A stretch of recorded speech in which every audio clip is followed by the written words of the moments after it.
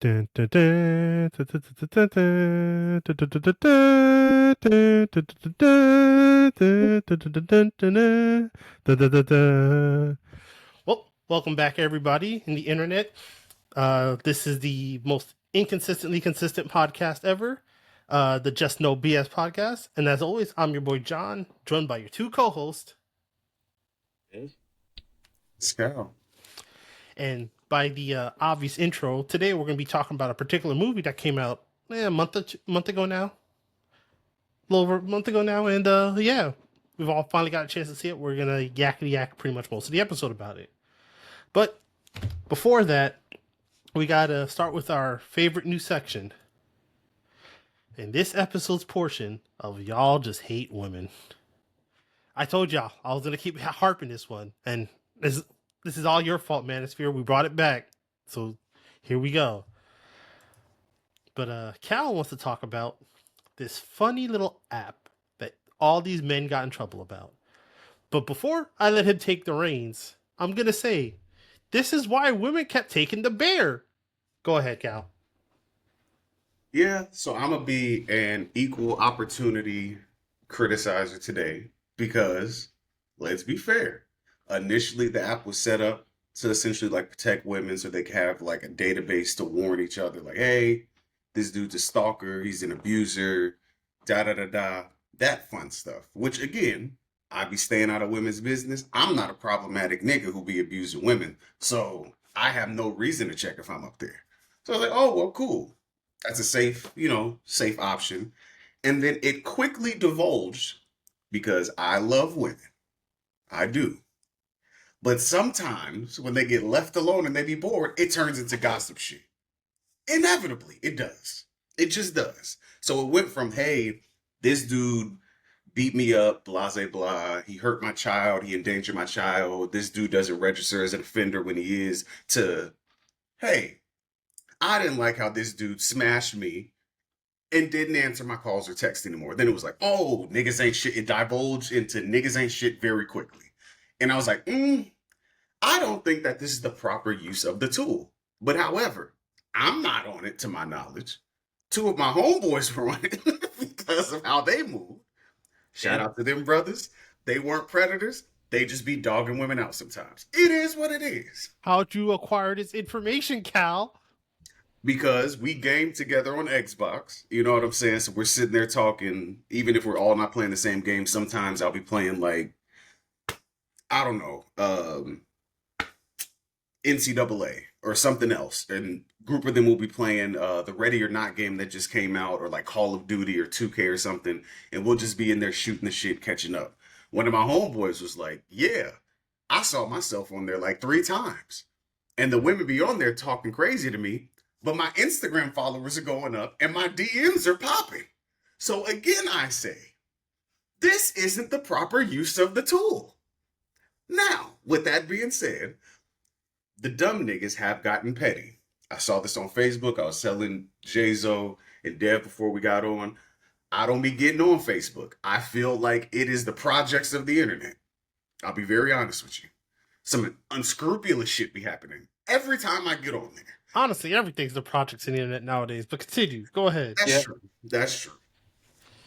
I saw the guys starting to get together and create whole profiles of women and be like, hey, me and my line brother smashed this chick, and she's married now to a square nigga who doesn't know. But we just want to let y'all know, in case y'all want to smash, that she's still readily available if you give her a little bit of Patron and some weed. Boom, full picture in the city that she's located in. I keep on scrolling. I'm like, oh no, this isn't good. I keep on scrolling. Hey, she told this man that this is her baby. That's my baby. Plucked the hair off the little nigga, took the DNA test myself. That's my baby, but I'm not paying child support. GG's in the chat for that nigga. Wow. Okay. So again, both of y'all are both parties are very much at fault and messy as hell. But I really did like the initial use of the app, because it is a lot of dangerous niggas out here just kind of like moving through society unchecked, and then we don't find out until some wild stuff happens, like somebody dies or a kid disappears or something. So I like the initial thing of it, but yeah, y'all went messy. And what did Shannon Sharp say? When y'all go low, we go to hell. So the men just made it worse. They just took it and just Time out. In this situation, Shannon Sharp is the guy you want to use as an example. I use that very ironic. Thank you for catching it. Yes. So when the Sometimes bar is worst set that women- low, Yeah, like the bar is.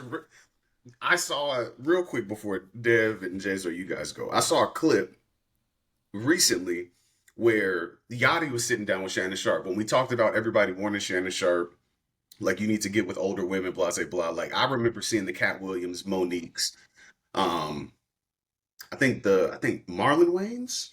It was one of the Wayans brothers. I can't really remember off the top, but a lot of older people were like telling him like, "Hey." But when Yachty sat down with him, Yachty was the wise person in the room. Like, "Hey, as you get older, there's a way that you need to carry yourself. You can't be old and sloppy." Shannon Sharp is thinking he's talking about women in their bodies. Like, yeah, you can't be old and sloppy. You got to be old and in shape or young. And you see the light leave Yachty's eyes. He's like, "Oh, this nigga's dumb. Oh, oh." But again, I use Shannon Sharp for a reason. The men, y'all royally fucked up. I get that it's a joke. But if y'all are really using people's real names and stuff like that and actually putting out harmful shit, like that's wild. And the women, if the nigga isn't really a danger and you just didn't end on the best terms, don't use like an official platform that keeps women safe as like a gossip thing. That's weird. That muddies the waters. And then we're starting to make light of abuse because there's a miscommunication in what the shit is supposed to be used for. That's pretty much my take for See, I like where you ended off there, where you said it muddies the waters.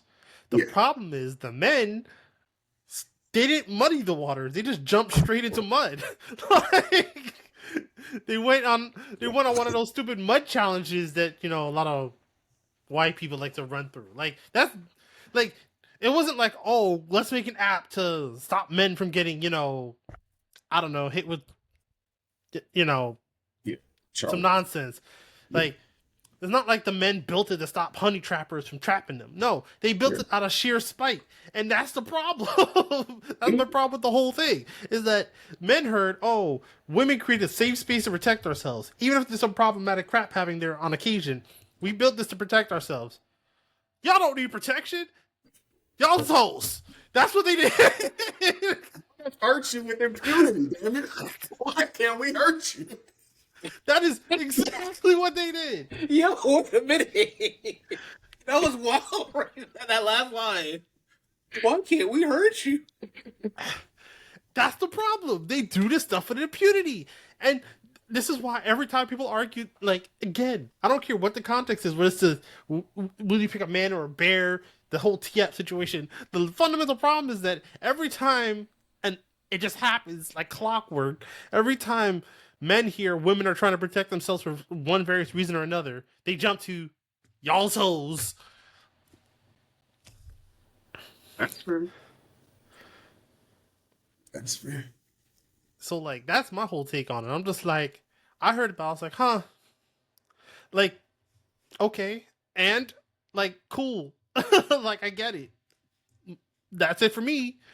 But all these other guys, especially these randos on Twitter, just like, nah, man, we need to make a space to get back at them. It's like, Do you think that this is a genuine character issue with some of the guys who are participating in this, or do you think it's like a boredom in trying to like ticky tacky this for the what is it like the gender war? Do you think it's like is it boredom or is it like no, some of these niggas is actually really actually malicious against women for malicious sake? I think it's both. I was gonna say the same thing, Devin. I was gonna say the same thing. I think it's both. It starts with it basically goes tick to tack, Mm-hmm. and then the people who are bored just like to troll. That's the Okay. problem. That's what it is. Like with this whole T-app situation, it's like there's this wave of men that basically heard women hate men, essentially. So we're gonna make our own space to basically objectify them. And the fundamental problem is that in our society, let's keep it a buck. In our society, men are just treated as if they can just go through life doing whatever and not facing any real consequences. for the most part. There's other factors like if you're black or brown or. But as a man, if we're just talking about man versus woman, literally, men can do more things unchecked than a woman can. A man can go outside in his boxers, cut the grass, no one says a word. A woman goes outside in a robe trying to go get the mail or something, someone's gonna talk about some nonsense. It's gonna cause a hubbubaloo. Like, it's the simple things, just like that. Like the bonnet stuff where they were talking about respectability politics Oh, and I hated that. I'm like, why do you care if a woman goes to like the supermarket real quick to grab like three things, or goes to like Dollar General or something just to go grab some milk or something in a bonnet and then goes back home? Oh my god, yeah. what are we talking about? And that was in Dev before you cook, because we're gonna let you cook, brother. That when that first came out, I was thinking, because I caught like, because you know how a conversation in the social sphere starts, like it starts from a place and then it like the Spreads. conversation expands to where people add more caveats and things to it. So by the time I got to it, they were showing pictures of like women going to their kids' graduations in bonnets and shit like that. So I came in like, ew, no, what the fuck are you doing? Like you said, like I'm thinking like, well, no, this is like a once in a lifetime thing or something like that. Like as a black man, why would you show up to your kids? You know what I'm saying? Like graduation or any important event in a do rag, like or like basketball shorts. But then I saw it like initially started with black women self-policing because patriarchy can come from a woman as well because that shit permeates throughout society. And it was like Monique being like, "Oh, you sisters need to da da da da," even at the airports and bonnets and what was it, like flip flops or something. But it's like, why does this matter? In the large scheme of things, why none of this shit really matters. But I think that that is part of it, to where it's like a lot of women aren't aware that they're practicing patriarchy by trying to police other women by weird standards oftentimes. That again, but So, kind of jumping off of the whole bonnet situation real quick, because of the nature of my work and the people that I end up working with, like clients and so on and so forth, I do happen to see situations where people come in bonnets, men and women, funny enough, as well as do rags, of course. Uh, and it is a place where you're supposed to kind of be a little bit more professional, you know. So I do feel like there is a limit, to that, where you're just like, okay, you're being a little ridiculous here. People tend to go a little bit too far with their self-policing of that. Um, because then they just use that and go and say, oh, hey, well, you shouldn't be able to go and wear it here. Well, you shouldn't be able to wear it here. Oh, hey, you really shouldn't even be able to wear it outside of your own house. You shouldn't even be wearing it inside of your own house and everything if you have guests. No, come on, just leave it alone. It really comes down to if it's your own personal area, fine, do whatever you're going to do.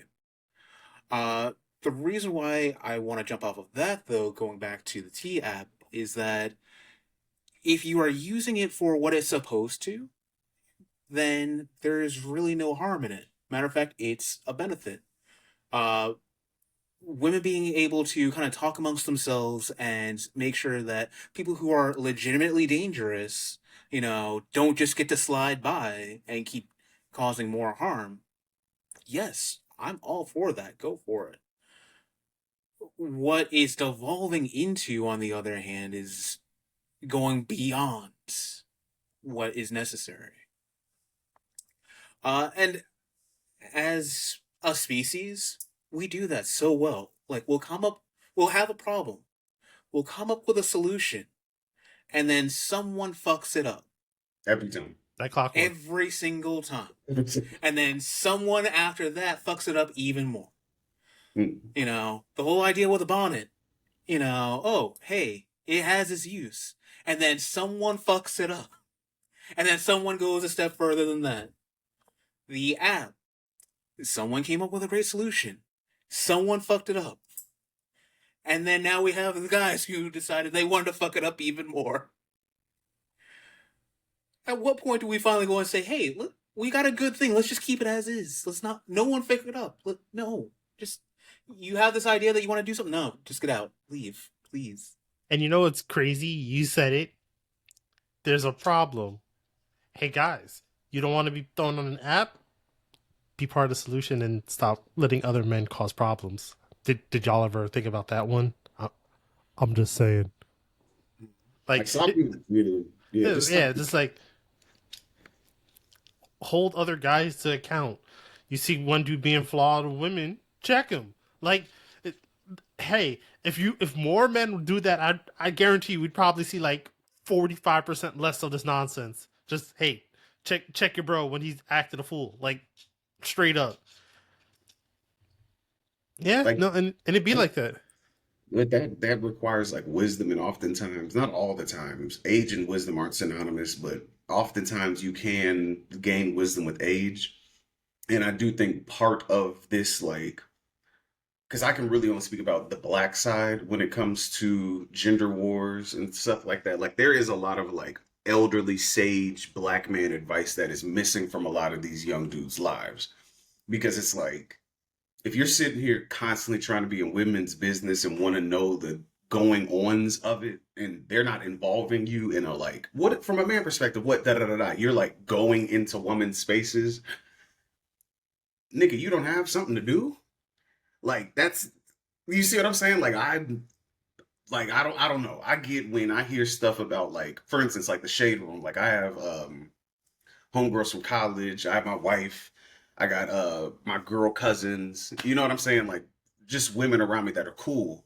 So like when I hear about shit from Shade Room, I get it from them because as a guy, I don't have any reason to go over here and know who um I don't know, Gabby Douglas is in a relationship with. I have no desire to know this information.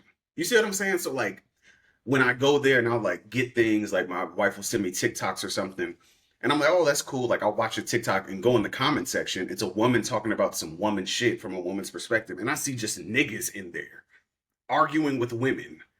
Why? Like what do you win from this? What are we doing here? What is And your that's a society thing I was talking about. Unfortunately, men just have unchecked audacity, and that's literally what it is. We'd have a huge societal chip if men would just check each other, or older people would check boys, or the whole point is stop letting men go unchecked, like straight up.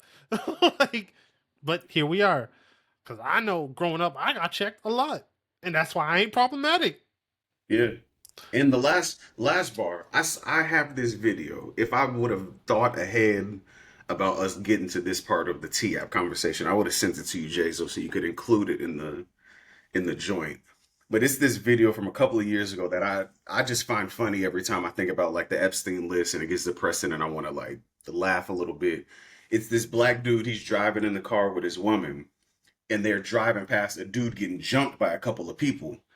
And he's like, hey, why y'all jumping him? Get off him. And guy yells into the car. He's like, hey, this nigga's a pedophile. He said, what? He puts his car in park. He said, I got to get in on this. He jumps out the car, gives the guy on the ground a couple of stumps. And like, you fucking pedophile.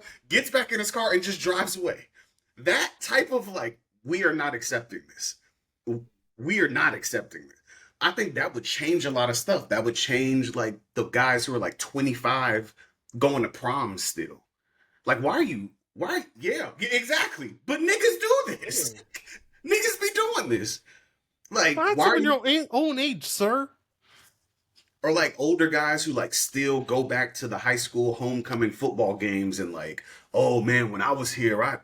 Why are you talking to the teenagers? They're doing TikToks at halftime. What are you doing here, right? Why are you talking about Rugrats with the kids? They didn't see that shit. Like, it needs to be a policing. I do agree. Like a certain standard of we're not going for that shit. But, we'll see what happens. We'll see what happens. Yeah. So, fellas, anyone out there listening to this, check your friends. Stop letting people be weird. That's pretty much it. Final thoughts, Dev? Before we move on to an even more ridiculous story, before we get to the main stuff. No, you actually got the point I was just about to go and finish off with. Check your friends, check your people and everything. Like, come on. If you say that, hey, you're close and everything, you got a responsibility. Yep. All right. Speaking of people that need to get checked, over the last, I don't know, what, week and a half, 2 weeks now since we've been gone, uh, there have been some unfortunate objects. Not the objects aren't unfortunate, but there's been an unfortunate series of events where particular objects have been thrown at WNBA games. Why? At least one particular reason I'm just going to label as Green Dildo Date. Because apparently at least one person who's been caught was doing it to promote their crypto coin. Once again, for the news, Cal, please explain. So, as it turned out, because unlike these brothers, I am a true internet sleuth. I will get bored, find a weird obsession, and go down an internet rabbit hole for like 4 hours, just like, but why? Because as soon as you see some shit in the news nowadays, because we're in a dystopian timeline, you see something stupid, and my question is, but why? You look up, read the article, but why? Find the person who first reported the story, but why? Go to the person in question's internet history, their Twitter history, but why? Look deeper. Oh, this nigga's been a weirdo forever. That's for the dystopian timeline, please refer to last episode. Please take. Yes, thank you. Thank you. With that being said, these guys, again, black people, we knew what it was, because why are you throwing dildos, number one? Number two, why are you throwing dildos at a WNBA game? And number three, homophobia. Yeah, and like number three, why did you think you would not get caught throwing dildos at a televised event? All they have to do if they really want to get you is just run the tape back. So again, they got the angles. Yeah, we as black people are like, oh, this is some white boy shit. And we just kind of like, throw it to the wayside. Well, with that being said, before like the most recent incident, some of them were doing interviews. Come on, hold on. Sorry, I can't. I'm trying to ignore him, Jay. I'm trying to ignore him. I heard what he said. I'm doing this. Continue. We're just gonna ignore that. We're not. See, check your friends. Check your friends. Hey! I'm just calling what happened there. They threw them by the wayside. Yeah, and the you front made the joke. rows. We checked you. Moving on. Exactly. So they were doing interviews on like these up and coming podcasts or whatever. They aren't like the bigger like Joe Rogan multi-million but they're doing these interviews and they're like, yeah, this is a revolution, like a blockchain crypto revolution. That is not me making that up off the hip. They said this shit. They're like, yeah, we're trying to draw attention to it because this is an era of cryptocurrency. Do not allow the countries to limit you in what you can do in your financial status or station. Yes, they're on that dope. Meanwhile, the interviewer thought they were just trolling at first until they actually produced the link to actually buying into their crypto coin. And you see the life leave the interviewer's eyes. He's like, these motherfuckers are serious. Oh no, I have platformed a dumbass. Yes, you did, my brother in Christ. You did that. So everybody now is kind of looking, because it went through the financial sector very quickly and kind of left the news cycle. They recently arrested a dude because he was a part of this group, this cacophony of Caucasians, if you will. And he was throwing one of the dildos, trying to make it to the court. But these brothers, they're not the best athletes. For all their joking and trolling, guy threw the dildo. He didn't quite get the trajectory right. He ended up hitting a 9-year-old girl and her uncle. So he got arrested on assault as well as a bevy of other sexual charges, which if found guilty, he will have to register as a sex offender for the rest of his life. Just thinking, yeah. So he has effectively screwed himself out of a normal life for a coin that hasn't even reached a quarter of a cent yet, by my last estimations. But yes, he is currently fighting for his innocence in court right now. It is up. The coin is apparently up 6.77%.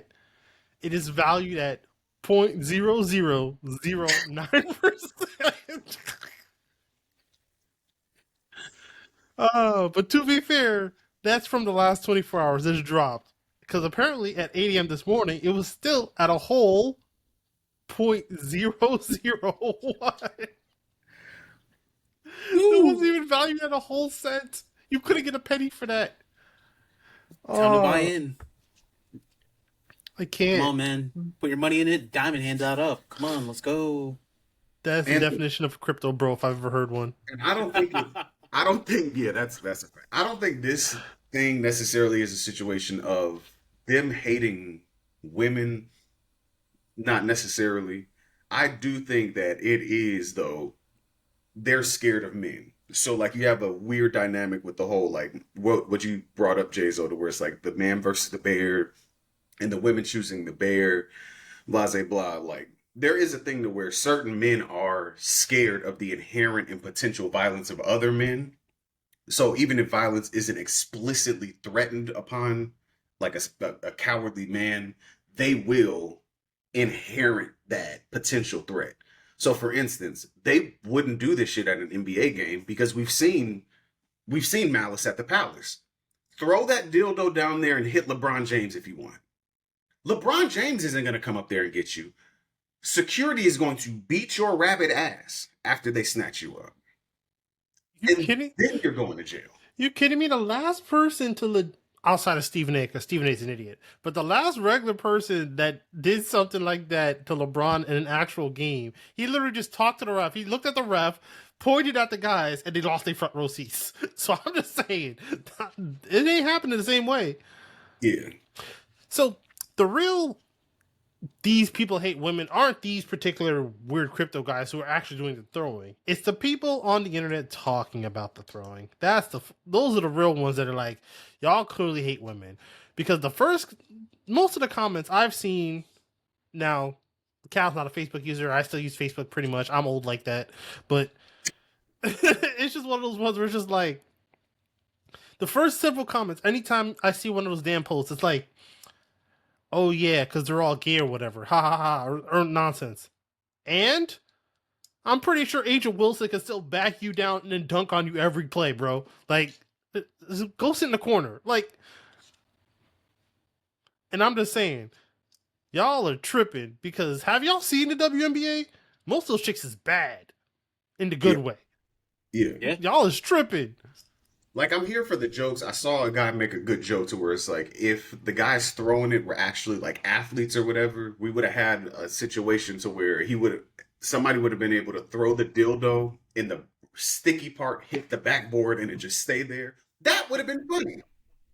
Or like at a crucial point in the game, somebody throws it and it lands at half court on the sticky part and it just that would have been funny. But like y'all are just like I don't know what y'all are doing, but it never fully makes it deep into the court. Like, and the thing is, it's at the point of the frequency. Like, okay, shut up, Devin. I see your face. Shut up, Devin. I didn't say a word. He sensed it in your eyes, bro. But no, it's one of those things where it's like it's also the frequency of it. Because again, no offense, but the NBA, the regular good old NBA, is not letting a slew of fans throw anything on the court, especially after the Malice at the Palace. After that event, anytime someone throws anything, the people sitting next to y'all are pointing because they know they don't want to be a part of it. They getting checked. You're getting time banned. It's the same thing as the guys who a dude. If I remember correctly, the last Super Bowl when Kendrick performed. There was a dude who bet on the over-under of someone streaking, and the payout was $150,000. When he saw it wasn't happening, he just ran out there. And he ended up winning that bet for $150,000. Mind you, he got $150,000. That is life-changing money, especially for the average American. That nigga is banned for life. Not from the team games, from the league. Like, no, y'all are doing this shit because they're trying to get their attendance up. They're trying to get their watchers up. They're in a vulnerable position, i.e., what we talked about with the T app.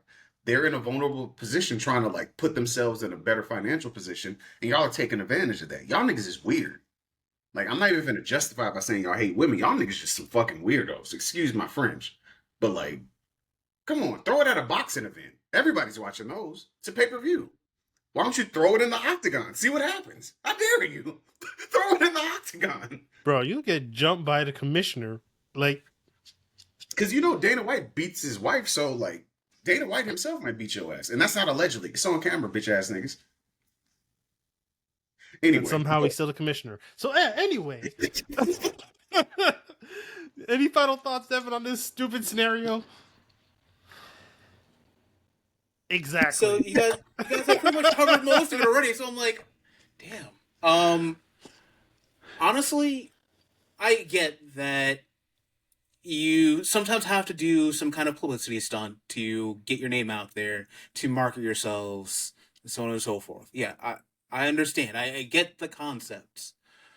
But if we're going to look at it from a financial standpoint, if you do something that is then going to get you, as the people who are running this, potentially put into jail, then any benefits you might be able to get out of this are going to drop dramatically as soon as people are like, oh, hey, these guys are in prison. What else are they up to? And then just leave it alone. You've defeated the purpose of the marketing that you've done with that one move. You could have done anything else and probably had a better result. But you decided to go with something that risky, and now, congratulations, at least one of you is going to be on a list. Good job. Congratulations. you could even kept the dildo theme, but you could have been an avid WNBA supporter, and whoever loses the game, you stick a dildo on the loser team's door and call it like the dildo of shame. And have like a QR code to where people could scan it and invest in it. And like you could have done so many other, like if you just, even if you kept the same format of like being grotesque, making women feel weird at the workplace, because that's what it is. You're making women feel weird at the workplace, niggas. I hope you understand this. But like you could have done it in a way to where it wasn't directly harming them or like adding a taboo nature to their, you see what I'm saying, to their profession or whatever. But you just, the lowest common denominator. That's what you did. Because I bet if a bunch of women started, throwing fleshlights at NBA games and accusing every NBA player of being gay, we'd have some problems. That's all I'm saying. That's all I'm saying. Don't tit for tat if you can't handle it. That's all I'm saying. And unfortunately, men can't handle it because women cut deep. If women retaliated like men do, I don't think the male species would exist. I'm just saying. I mean, declining birth rates, declining marriage rates, increase in addiction to AI porn. Not even just regular corn, just AI. I can't. So yeah, I think it's time to get more hopeful, get into a movie discussion, because I'm done with y'all. For this week's episode of Y'all Niggas Hate Women, we're done. See, I was going to segue in a different direction, going and saying, speaking about people who are petty. Yes, Devin, speaking about people who are petty. Go ahead, take off. So, Superman movie. All of us have seen it now at this point, correct? Yep. So, looking over it, what did you all think about it? What did you think about the characters? The characterization of, certain characters. Me personally, focusing on Lex Luthor, but any of the other characters there? Thoughts? So, when it comes to movies like this, specifically comic book movies where the character is like one of my top 10, I always have two scales. So first, as just a good old comic book movie, I'll give it like an 8. There are some things that could have been cleaned up. Some plot points probably could have been a little more fleshed out. But overall, I give that movie like an 8. Now, to judge it as a Superman movie, that's just a 10 out of 10. That is exactly what I want from a Superman movie. But yeah, go ahead and talk about Petty Luthor, bro. Petty Lex Luthor. Man. Okay, so first off, I've never been the biggest fan of Superman himself. For many different reasons. In the comics, a little bit more so, but in like a lot of the movies, I've never really liked him. A little bit too goody-goody. And most of the renditions of Lex Luthor, there's been some that have gotten close, but never really truly capturing the essence of Lex Luthor and how petty he can be, and how much of a hater he is. What about the Kevin Spacey one? No. Kevin Spacey was petty. He stabbed the nigga in the side with a kryptonite dagger, broke it off, kicked him in the ocean. No, that wasn't. Bro, That's go a watch, normal Tuesday. go start, yeah, bro, go watch season 5 through 10 of Smallville. That's petty Lex at his best. Yeah, that's Hell, Petty Lex right He there. was let's an go watch asshole. Smallville. I mean, look, Yeah, I'll give you that. real quick, Devin, before I let you continue, my favorite two Lexes, DC animated Lex. We're Yep. talking good old Justice League Superman animated series from the 90s all the way to the end of it with the Justice League. That Lex and Smallville Lex, hands down the two best iterations. Fight your mama on it. That's it. Yeah. It's black representation for the animated Lex. I was a black man terrorizing that little white boy from Canada. Go ahead. I love black excellence in everything we do. I don't know what to tell you. But yes, this version of Lex kind of combines those two versions as well as what they normally put into the comics all into one movie. That whoever thought of that one, whoever casted him, whoever made the whole script. So James Gunn. Mm-hmm. He directed. Well, I don't know if he directed it, but he basically wrote the whole damn movie. So Yeah, I do remember he wrote it though. So you know what? Yes, nailed it. Thank you, because that man was just look. When you go out of your way to make a, I don't know if I want to spoil anything. Spoiler alert! Spoiler alert! Spoilers. Month and a half to watch this movie. Spoiler alert incoming. Yeah, you know what? For the next 5 minutes, 5-10 minutes, spoilers. So if you need to go and skip ahead, do so. Now, with that being said, I'm sorry if you're gonna go ahead and clone somebody and then make a whole cheat sheet guide and go and say, look, I'm gonna call your moves and everything all fucking day just to go and beat your ass and everything. Nah, come on, man. That's petty as all hell. No, that's not even the pettiest thing he did in that movie, bro. The two pettiest things he did in that movie was, one, start a freaking civil war between two countries just to force him to intervene. That's petty as hell. And then secondly, to get a crew of genetically modified monkeys to basically spam bot you online. That is the pettiness, bro. No, I was dying laughing when I saw that one. I'm like, bro, you did that? How? What? I need to step my game up. Damn. Anytime I see someone trolling the internet, I just gonna imagine him now as a genetically modified monkey. That's it. And then that just takes all the sting out of whatever they're trolling about. That's it. You quiet over there, Cal. No, my thing was the sort of like the online thing, which is super petty because again, in this day and age when we're dealing with this whole, because I'm just an observer. I watch things, see what people are on, and then I kind of move off of that. Seeing that media in and of itself is the fourth branch of government, number one, and number two, it plays a very pivotal part in the whole culture war thing, and people took it as like, oh, you're trying to say like the billionaire da da da da is like a stand-in for like Elon or whoop de whoop. Sure, whatever. And because we know the whole dead internet theory that the internet's occupied mostly by bots there to like trigger you, get a reaction out of you, farm engagement, blah blah blah. And I was like, oh, that was funny. Like in the movie, it was funny to me because it's like that's extremely fucking petty. That's super fucking petty for no reason. It wasn't even like, I don't know. It didn't have like a large payoff on like a grandiose scale to where it was like, oh, the monkeys themselves killed Superman or anything. No, it was just, no, I just want to fuck with you. I just want to fuck with you.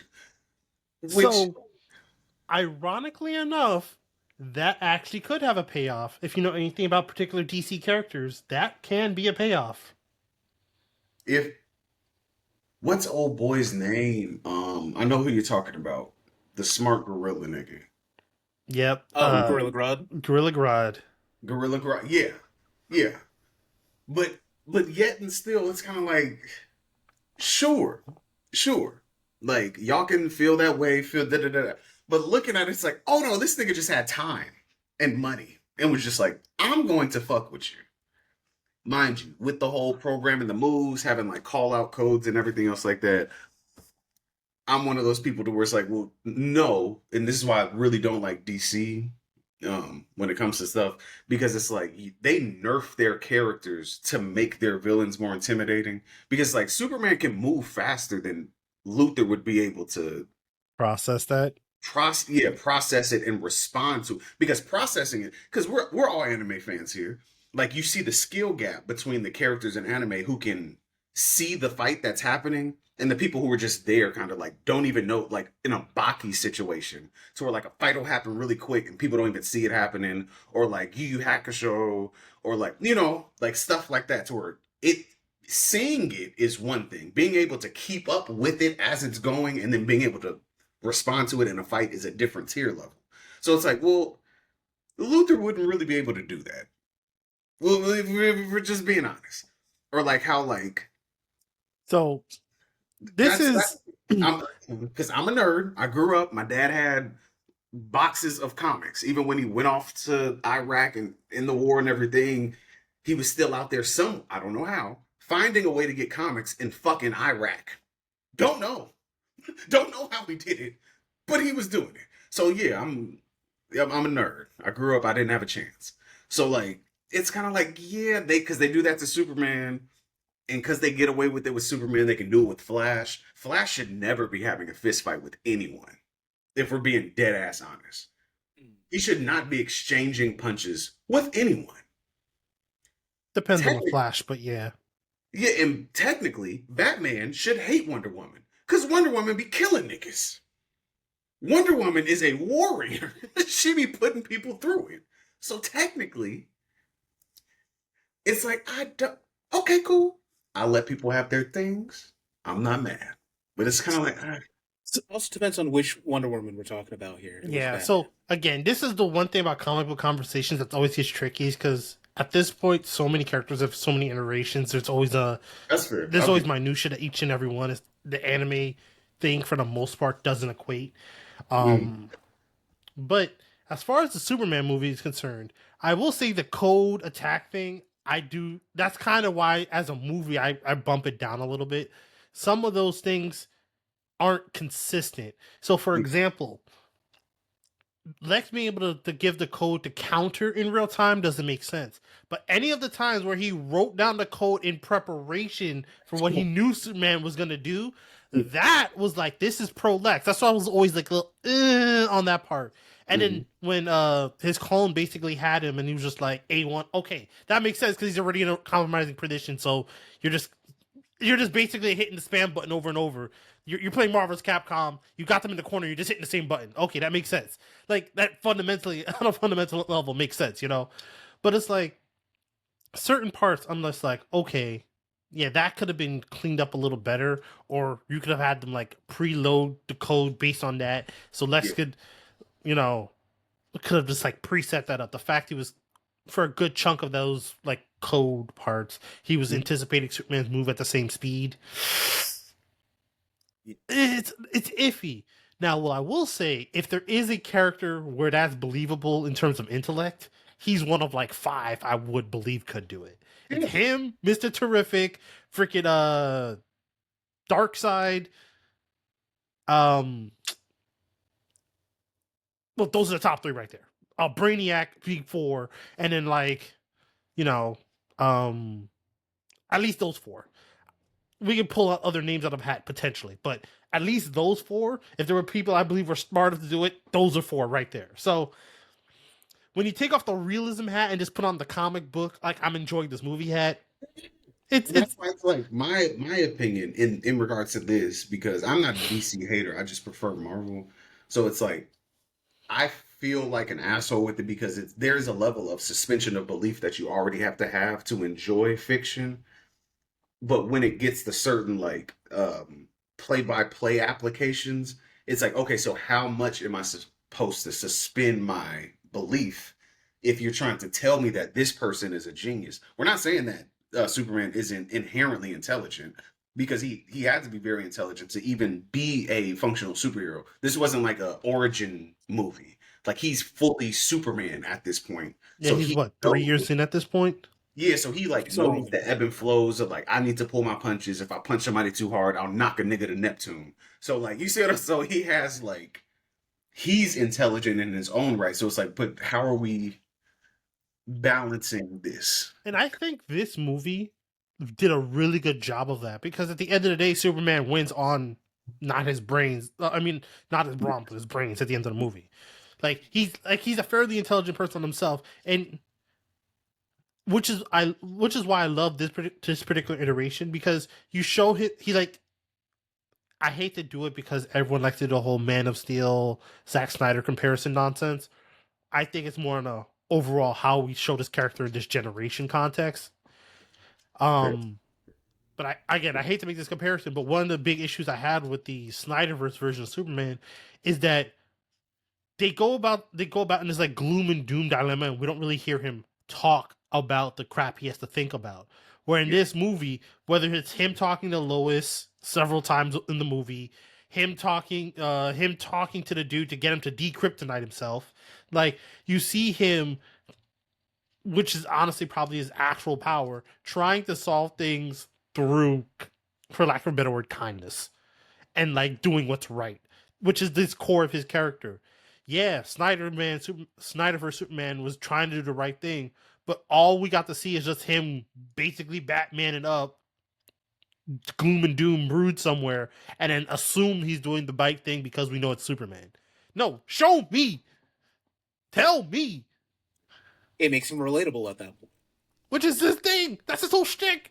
Imagine Spider-Man didn't crack jokes. No, if Spider-Man's not cracking jokes, you know you screwed up. You're about to die. That's it. If Spider-Man is quiet, you're getting your shit knocked loose, my boy. Like, non-consensually. He's knocking your shit loose. Pause if necessary.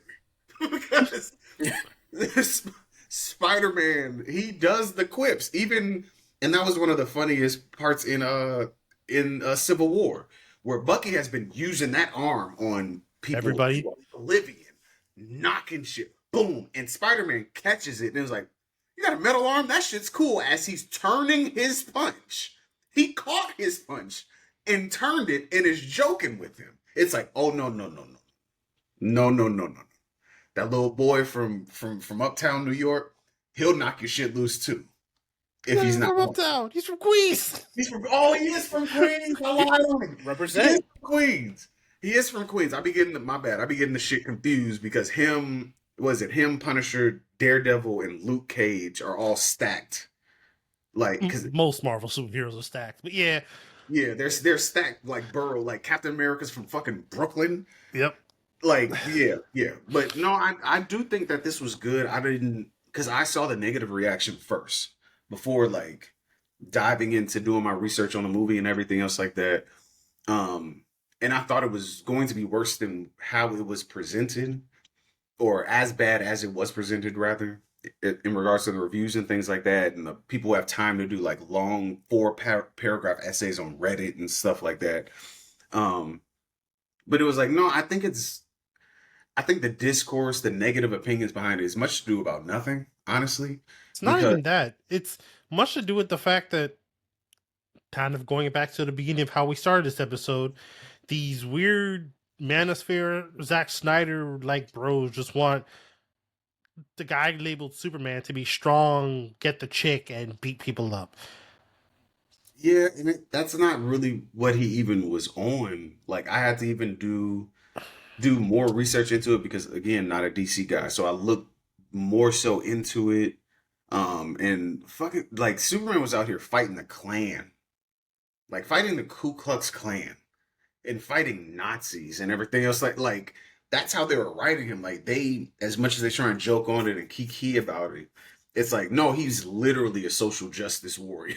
Like, no, he will really beat your ass if you're on some weird othering of people stuff. And it's like, oh, so this is the source material. Like, so when you take the source material and look at it and see what we got, like on the cinema level, it's kind of like, oh, well, this is true to the character. You just don't like it because you're a shit person. Like, that's all this is at this point. You're probably the person who has to bury a family member because Superman rammed your fucking Klan member uncle through a wall.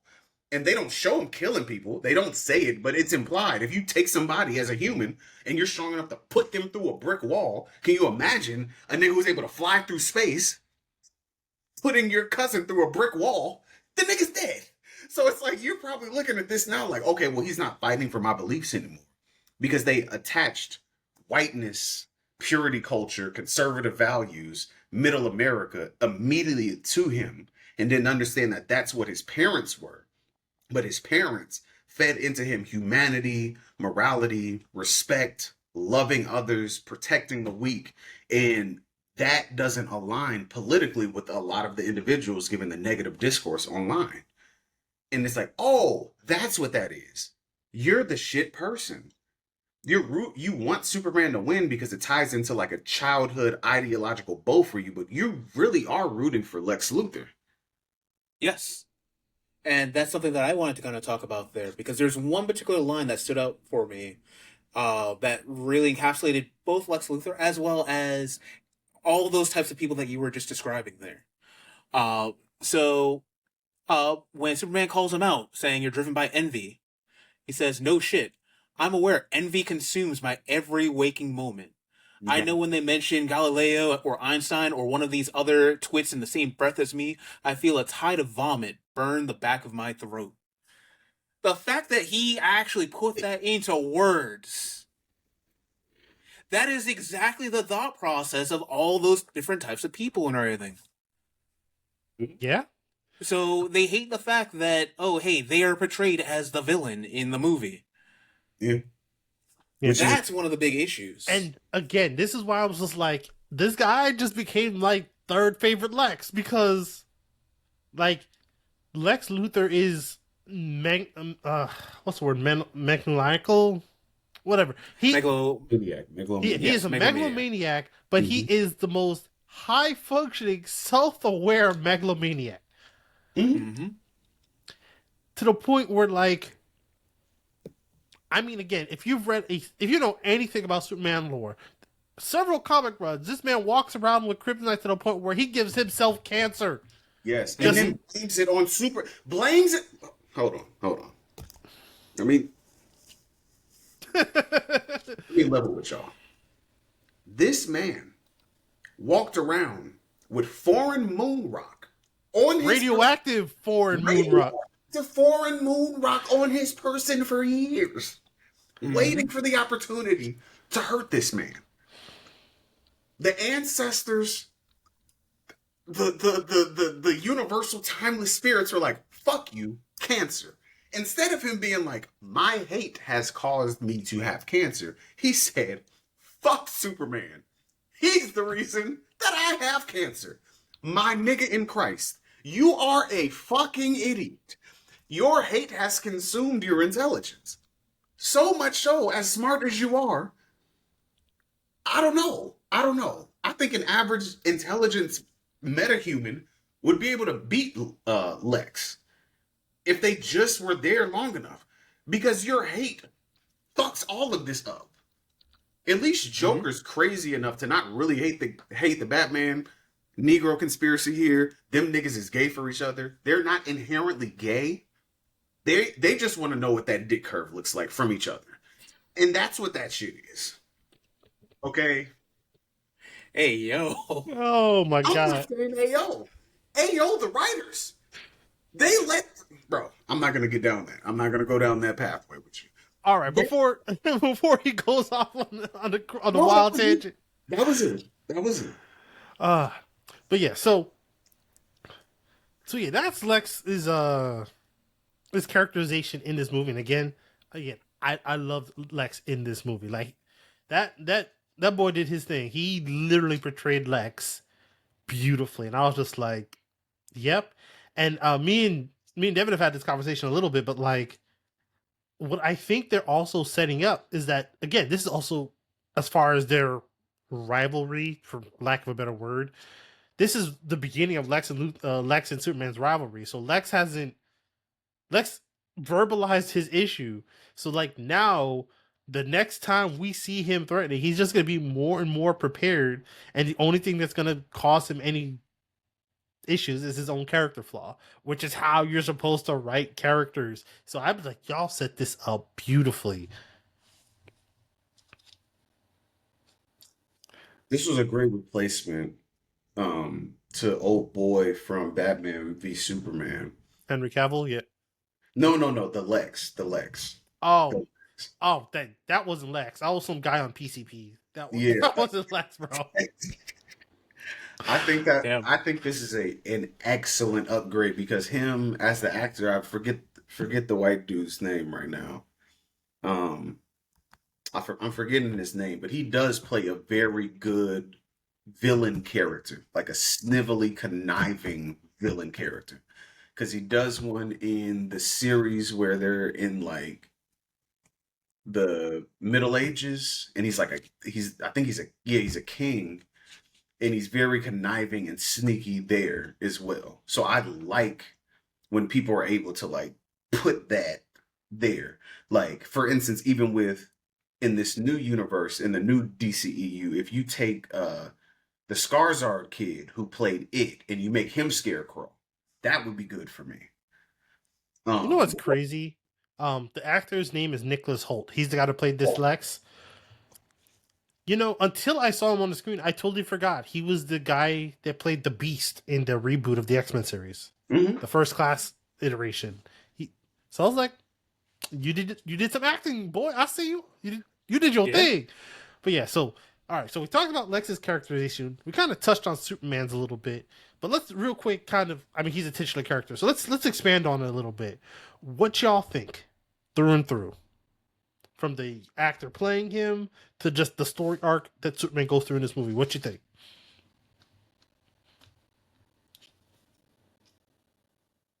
Okay, I'll go first. Fuck it.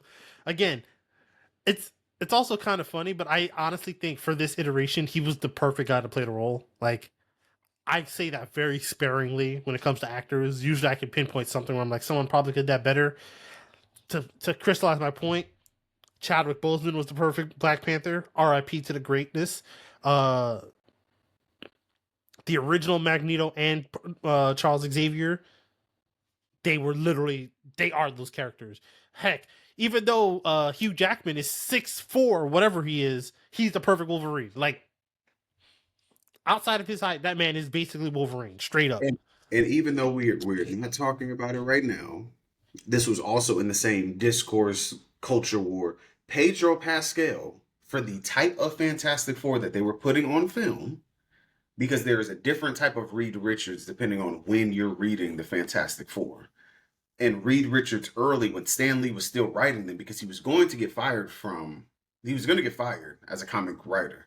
But they were like, well, fuck it, you're going to get fired anyway, so why don't you write something you love and see how that works out? Fantastic Four literally saved his career because he was like, I have no inhibitions, I'm a writer. There is a level of uncertainty there with Reed Richards, even though he has a high level of intelligence, he struggles with empathy a lot. So in the movie, they're showing him being intelligent and everything, being able to develop technology, blah, blah, blah. But he's still scared from a father's standpoint because he doesn't know if his kid's going to have their Spoiler power. alert, spoiler alert. Yeah, yeah. Well, I mean, It's kind of plot of the movie, but still for you weirdos yeah, out there, spoiler alert. he doesn't know like what his kid's going to be, but he still wants the child though. And it's a very humbling thing. And he's unsure of himself because he's unsure of him being able to find his kid's place in the world, which is like, that's fantastic. That's what Reed was doing at that point in time. We just didn't have a movie of Reed with Franklin being on the way yet. So like y'all trying to do it like as a race thing, like oh Pedro Pascal is fucking Mexican. He's not even Mexican. Y'all are racist. But like saying that he couldn't be a great Reed Richards is insane because Reed was unsure of himself, kind of, you know what I'm saying, scared but ready to take on the world even in light of his fear. And Pedro did that absolutely amazingly. That was one of the best castings. And Pattinson as the new Batman. Robert Pattinson, Yep. again, when we're talking about characterization, he got Yeah. he got early Batman correct. Detective Batman. Yeah, he Mhm. got Basically. Detective Batman pretty much point. I will say the broodingness a little bit. I see what they were going for, but again, this was also early Batman. Like his first, I think in that movie was like his second year on being Batman, something like that. So it's Mhm. like, again, I see what you was doing there, so I can let it. I let it rock because y'all did the characterization. But yeah, when we talk about Superman in this movie, again, I think this guy played all parts of Superman properly. Heck, he did the thing they did in the animated movies with Batman perfectly, where he literally went from being Clark to talking to Lois as Superman within a third of the camera. That was something, again, R.I.P. to the GOAT, that only the voice actor for Batman from the '90s had perfected. He did that on camera like that. That is Superman to a T.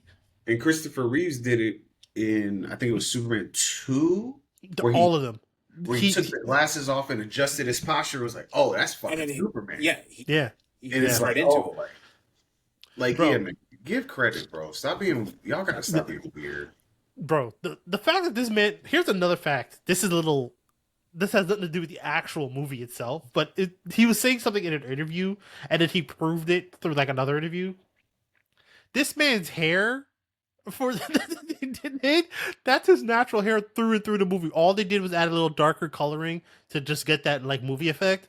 But literally, even the twist in his hair, that's all his natural hair. He's like, yeah, when my hair gets wet, it naturally does that. So I guess I saved some money on the budget. It was like you picked a guy who could literally do the whole Superman perfectly. Who are you, James Gunn? What are you doing? That's great. I love it. But I yeah, love no. Yeah, like the back to like movie characterization, I just love the fact I got every aspect of Superman right. To the fact that he is empathetic to his goddamn robots to the point where like he can't deal with crypto most of the time because most of the time it's not his dog. A lot of iterations it is his dog, but most at least a good chunk of them it's actually Supergirl's dog. The fact they got that right, like the fact that what Superman deals with isn't pure power, which is what people tend to forget all the time when they talk about Superman, where it talks about like, oh, him versus Darkseid. Him, no, Superman is never trying to beat people with power. He's always trying to empathize and save as many lives as possible. That is what he is. The fact he saved a damn squirrel several times in the movie, like, this is what he does. Yes, he's corny sometimes. Yes, the underwear over the top of his suit thing is stupid, but that's who he is. Devin, go ahead. You look like you want to talk. So I also want to talk about his interactions with his parents as well. That was great Like scenes. those were like tearjerker kind of scenes right there. Like because we as people we can kind of understand like, oh hey, there's this guy who has superpowers, so on and so forth, and then there's this human being interacting with people who raised him and raised him right and in a loving uh situation there. And he's reciprocating that, which again allows you to connect with him at that emotional level. Uh, there's also all the neat little things in his room and everything that really kind of show him as like despite the fact that he is the Man of Steel, he still has a heart and he's still kind of a human in that sense. You Amen. know, Kindness is punk rock. yes. Kindness is punk rock, y'all. But no, Hmm. like you said, and it's one of the things where it's like, again, it's this is the pure dichotomy between him and Lex, and the movie just outlines it throughout its whole theming. Lex doesn't see Superman as human, where Superman is constantly saying, "I am as human as you or him." Hmm. That is their literal juxtaposition, which is why Lex Luthor, not Darkseid or Brainiac, but Lex Luthor is his true antithesis of villainry. Like that's his antithesis character. Batman has the Joker, the person that directly fights your ideology. It is Lex Luthor, not Darkseid. Get that through your heads, you weirdos that only care about punch punch. Yeah, they're trying to power scale it accurately, but that's not him. And mm, that's even why I find it hilarious that Superman, because you said a human being, that nigga's Kryptonian. He ain't human. But everything when he came here, they had to ground him. They spent his childhood years grounding him in the material plane. This is what it is. This is how you treat people. And that being funny to me because, like, kryptonite obviously is his weakness and everything, but he is extremely susceptible to magic. And that's a great thing from like a writing standpoint. Like me writing my shit myself, me reading and dissecting other works, how I'm doing it, because that makes sense. Because if everybody spends your whole early life grounding you, as soon as you get into the metaphysics, now you're like, I don't understand this. I can't get this because people have their own have their own life, and then you have a person like Dr. Fate, who's essentially DC's Doctor Strange, who's like, no, reality is as I warp it at a certain point. It's like, well, that doesn't compute. And it's like, well, y'all, that's you wrote that character great in my brain. Because it's like, well, yeah, they spent the better part of his life training him on like these are the fundamental principles of Earth, and then you introduce magic into it. And he's like, whoa, whoa, whoa, whoa, whoa, whoa, what the fuck is this? What is this? What do you mean a scrawny anorexic twink can twirl his index finger? Whoa, whoa, whoa, whoa, whoa! Hold up. Watch your language. Oh, A weird metrosexual looking individual, shout out to the early 2000s old heads, can twirl his finger and turn an ocean into a desert. That does not make sense to me. And it's like, oh well, this is excellent writing. And I don't see I don't see the character flaws that were supposed to be put on him retroactively when it comes to this observation of this movie. I don't get I don't get where or what we're supposed to dislike from this movie. I don't. The actor seems cool. He seems like he really embodied the character. As much as Lois Lane is annoying, I kind of give grace. Like not Lois Lane in this movie. Lois Lane as a character to me is annoying because I saw the early Supermans, and her thing of like testing if Superman was Clark Kent was her throwing herself off of a fucking building or shooting who she thought was Clark Kent to see if he would survive. It's like, what are we, ma'am? Yeah, Lois Lane is about as inconsistent as Mary Jane Watson. So Yeah, like I give grace for that. So it's like, okay. But Lex being just the epitome of narcissism and this weird, like, rugged individualism from a capitalistic perspective, and I feel like I'm the epitome of humanity and da. It's like, this was great. This was the characters were represented very accurately as far as I. they even got Jimmy Olsen and Perry White down perfectly. I'm just saying, bro. yeah. Y'all, Yeah, I don't know what y'all want. I don't get what more we're supposed to want from this movie. Like, I know what more than I want, and it's such a minute thing that I can wait till other movies. Let me see a person play Mercy perfectly. We cooking. Lex plus Mercy? Come on, let me see it. Mercy's usually like his right hand man, if you right hand woman. If you remember the animated series, she was that chick that like drove him places. Was basically like his bodyguard. Let me see that. but even to because you made a point earlier to where you were talking about where you quoted him saying like these philosophers and everything else like that when they're quoted in the same breath as me, the vomit swelling up at the back of the throat. Like I don't think people really remember when Lex was like essentially the head of the Legion of Villains that were going against the Justice League. Like you have people with different type of like changing of reality, changing of their molecular structure, da, da, da, da. Like you have those types of people there. Gorilla And it's Grodd. yeah, like Solomon Grundy born on a Monday. Like you have all of these people there. And this person who's literally just a human. Like he's like, I'm the leader.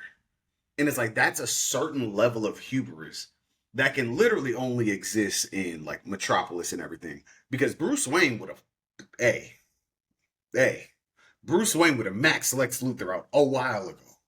But again, they play by different rules. They have different rogues galleries. We have to respect people for where they are. But it's like, no, they captured all of this stuff well. Like the unabashed, unchecked hubris of Lex Luthor. Like, why would you think you could get this off? Why are you talking to the government like this? Why are you talking like they can just shut your shit down with a bomber that flies overhead? Why are we? What are we doing here? And it's like, no, they did this well. I don't.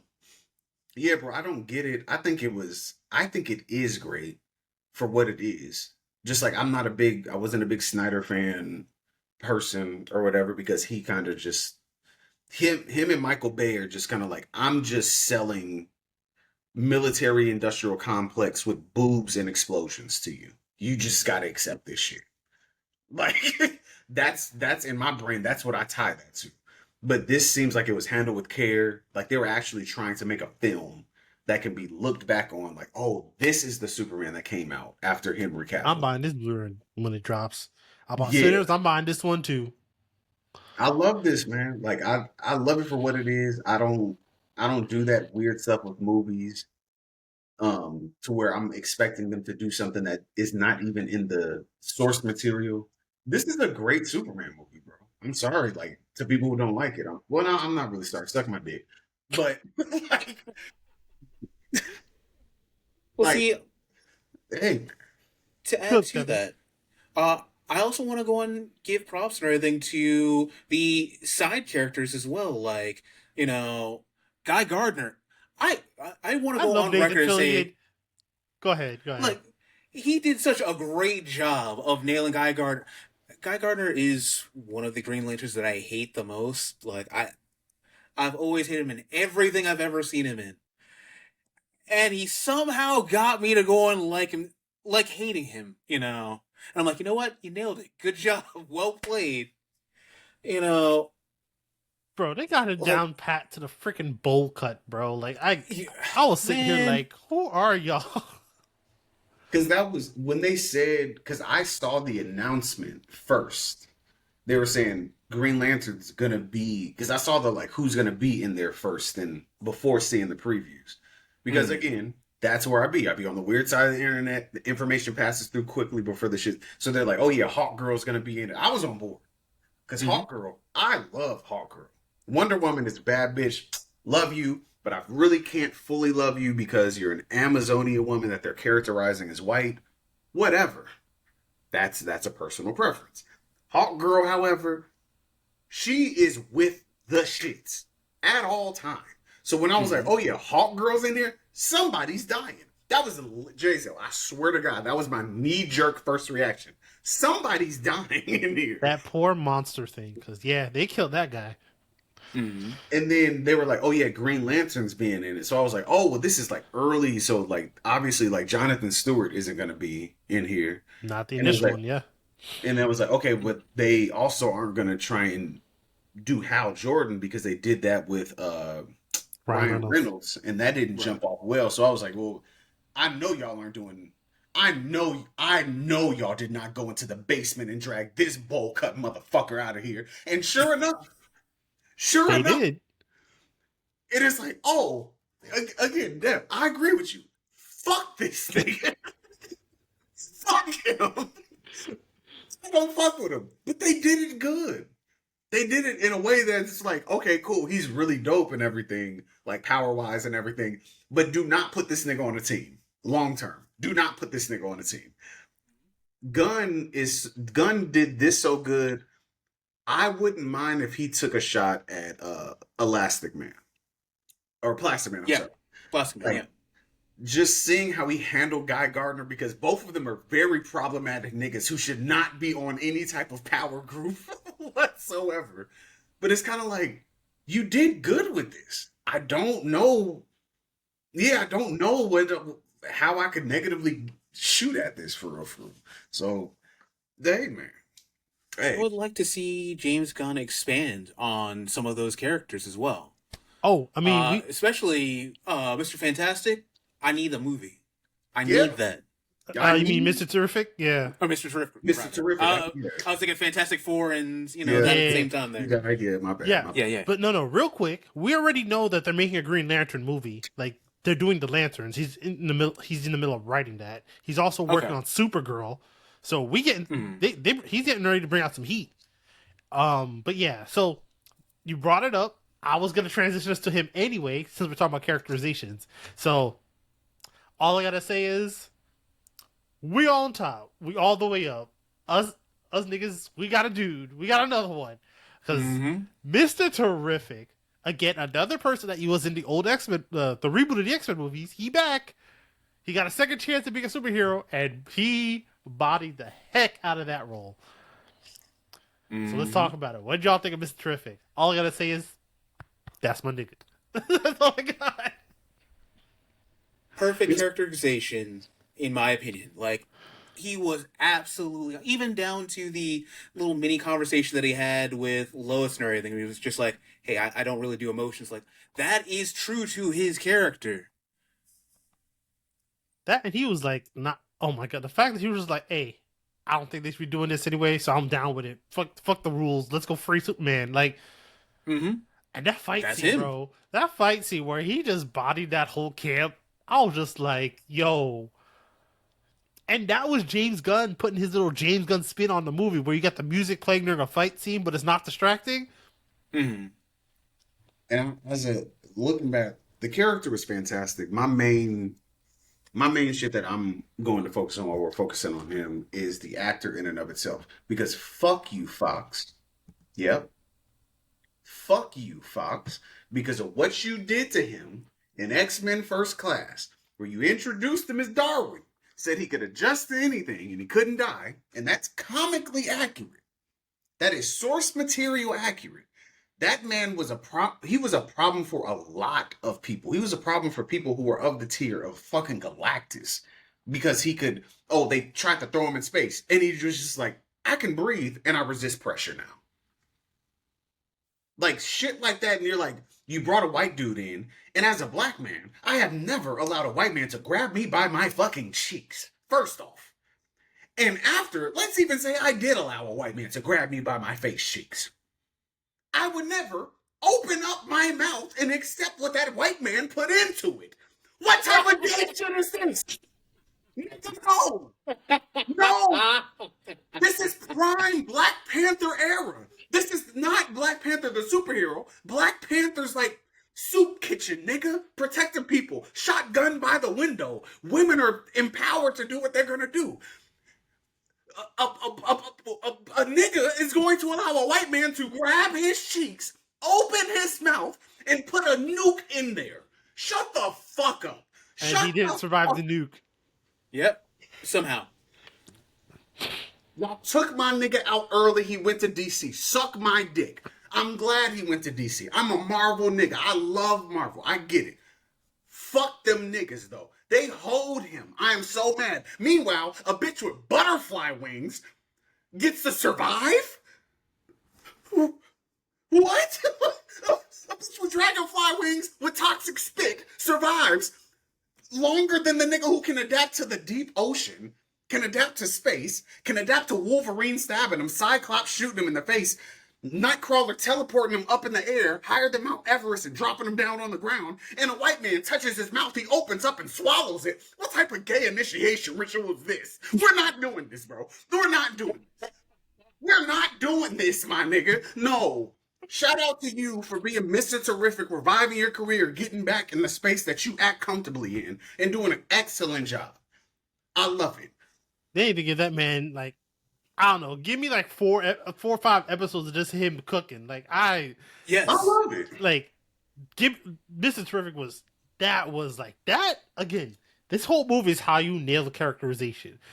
I wanted to talk about the plot a little bit. I don't know if we'll get there, but just talk about the characterizations of people from this movie, from side characters like Perry White and Jimmy Olsen to major characters like Mr. Terrific and Superman his motherfucking self, and even Crypto, the CG motherfucking super dog. That was a pure CG dog. They got the whole damn thing right. Yeah, This is what we want. Like a crime noir type thing, to where he shows how intelligent he is and he gets to get it out the mud on an intellectual level. Give me like a techno mystery type movie or something. Like, I don't know. Yeah. Because that's what he kind of deals with anyway. Yeah. Like, that'd be fitting for him. And then you could easily introduce Blankface in there. Because the whole mystery angle. I'm blanking on his name too. The Question.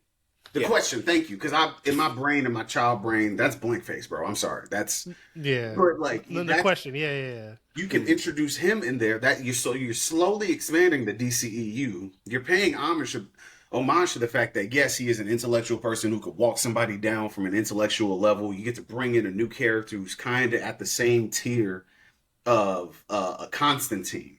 Like you get to do these things. That's to where everything doesn't have to be explosions and strong political message. You could launch off like a whole like horror crime thriller thing from the DCEU and it'd be cool and people still accept it. Like, I mean, they got the characters, honestly. yeah. Bro, you brought it up. If this is what we're going to get from this new era of the DCU movies, give me a Zatanna movie tomorrow. Yes.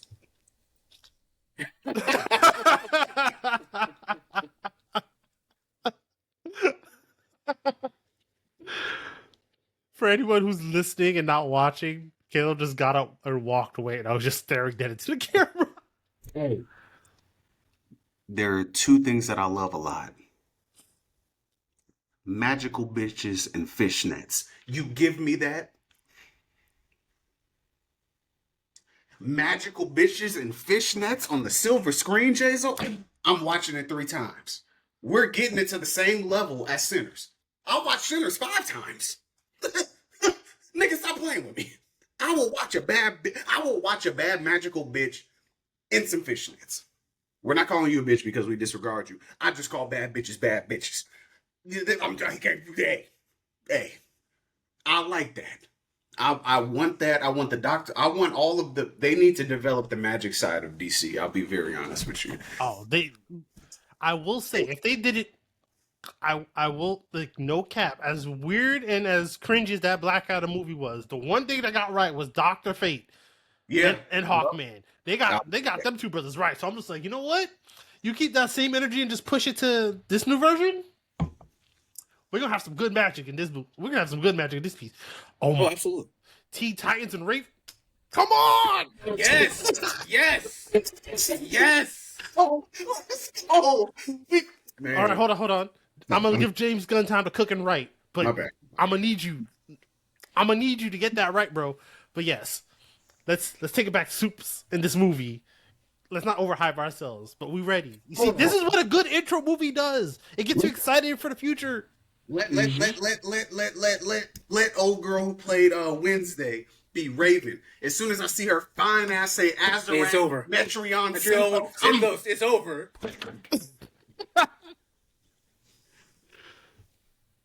What are we doing? Breathe. What are we doing? No. Ortega, thank you. General Ortega, yeah. Stop, bro. James Gunn. James Williamson Gunn. Stop fucking playing with me, bucko. Bring the magical bitches outside. We love us some magical bitches. My bad. Go ahead. Once again, he is saying that in more of the affectionate way, not the derogatory way some of these Yeah. internet do, but I'm just gotta clear that one up real quick. Clean it up a little bit, you know? But yeah, that's what good intro movies do. They're supposed to get you hyped for the future. That's what happened when we saw Iron Man. That's like, this is what they do. It's supposed to get you hyped for the future and what you could potentially see. That being said, we talked about the characters a little bit. So let's take a step back. What did y'all think about the overall plot? Before we leave the characters, Jazo, if they do a Teen Titans joint, give us Ortega as Raven, whoever as Robin, Cyborg, Beast Boy, don't care. Bro, if they bring out Starfire, they gotta bring out her sister. Black. Oh my god. All right. I'm sorry. Look, Bro, go to HBO Max, go watch Teen Titans. Look, my bad. all I gotta say is, if that happens, I'm just leaving the theater. I'm just like, nah. I'm gonna watch this at home. See, I think what Cal needs to do is basically just load up a bunch of videos. Go watch a Scooby-Doo movie with the Hex Girls in it real quick. Go watch Teen Titans. Because I'm pretty sure this is all emo coded here. I'm just saying. All right. I mean, you're not wrong, though. All right. Let's take a breath. My bad. What did y'all think? Exactly. Breathe, stretch, shake, let it go. All right. What did y'all think about the plot? Overall plot of the movie. How do y'all feel? I thought that was the easiest part to get done after we see the proper characterization, where where they put them as far as like in time is concerned. And then after you get the themes right, like I think the plot was the easiest thing to nail. So I'm not really overcritical because the heavy lifting was already done previously. Because it doesn't matter how good the plot is if you don't nail the characterization correctly, it's some shit anyway. Like it doesn't matter how good you write um a plot or whatever if Batman's running through here shooting niggas. So it's just like, oh, that's not Batman. You see what I'm saying? Like it's like, oh, that's so we shouldn't take. So again, they did all of the heavy lifting and everything that we've talked about up until this point.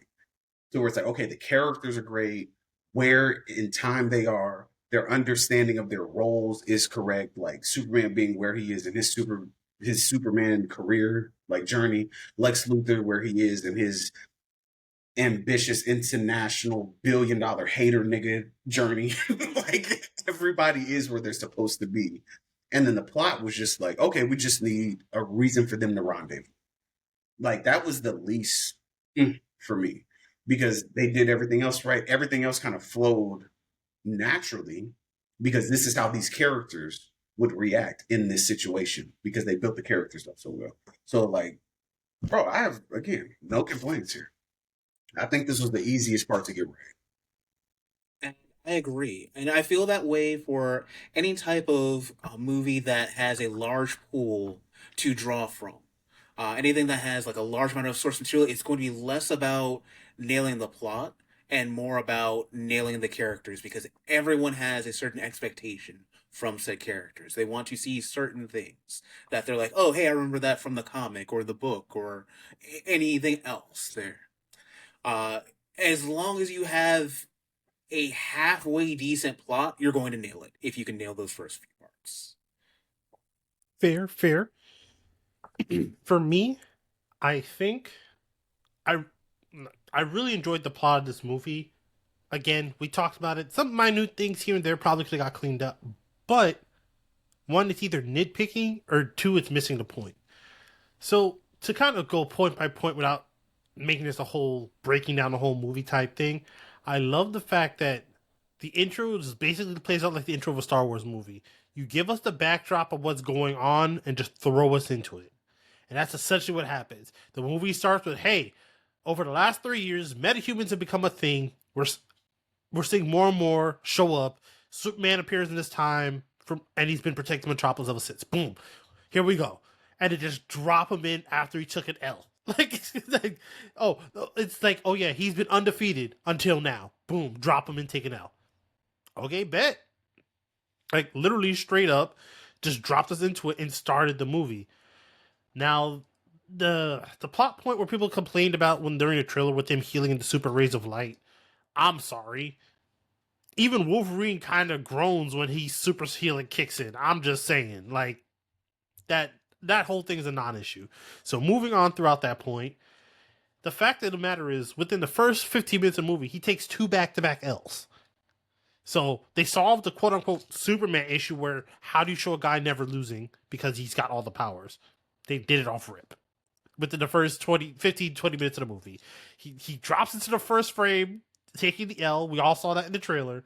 He flies back to fight, and it takes another L, and the guy, the clone, we eventually find out, flies away. What I truly love about the plot, though, is that the real issue, again, doesn't really have anything to do with the fact that Superman is super, so to speak.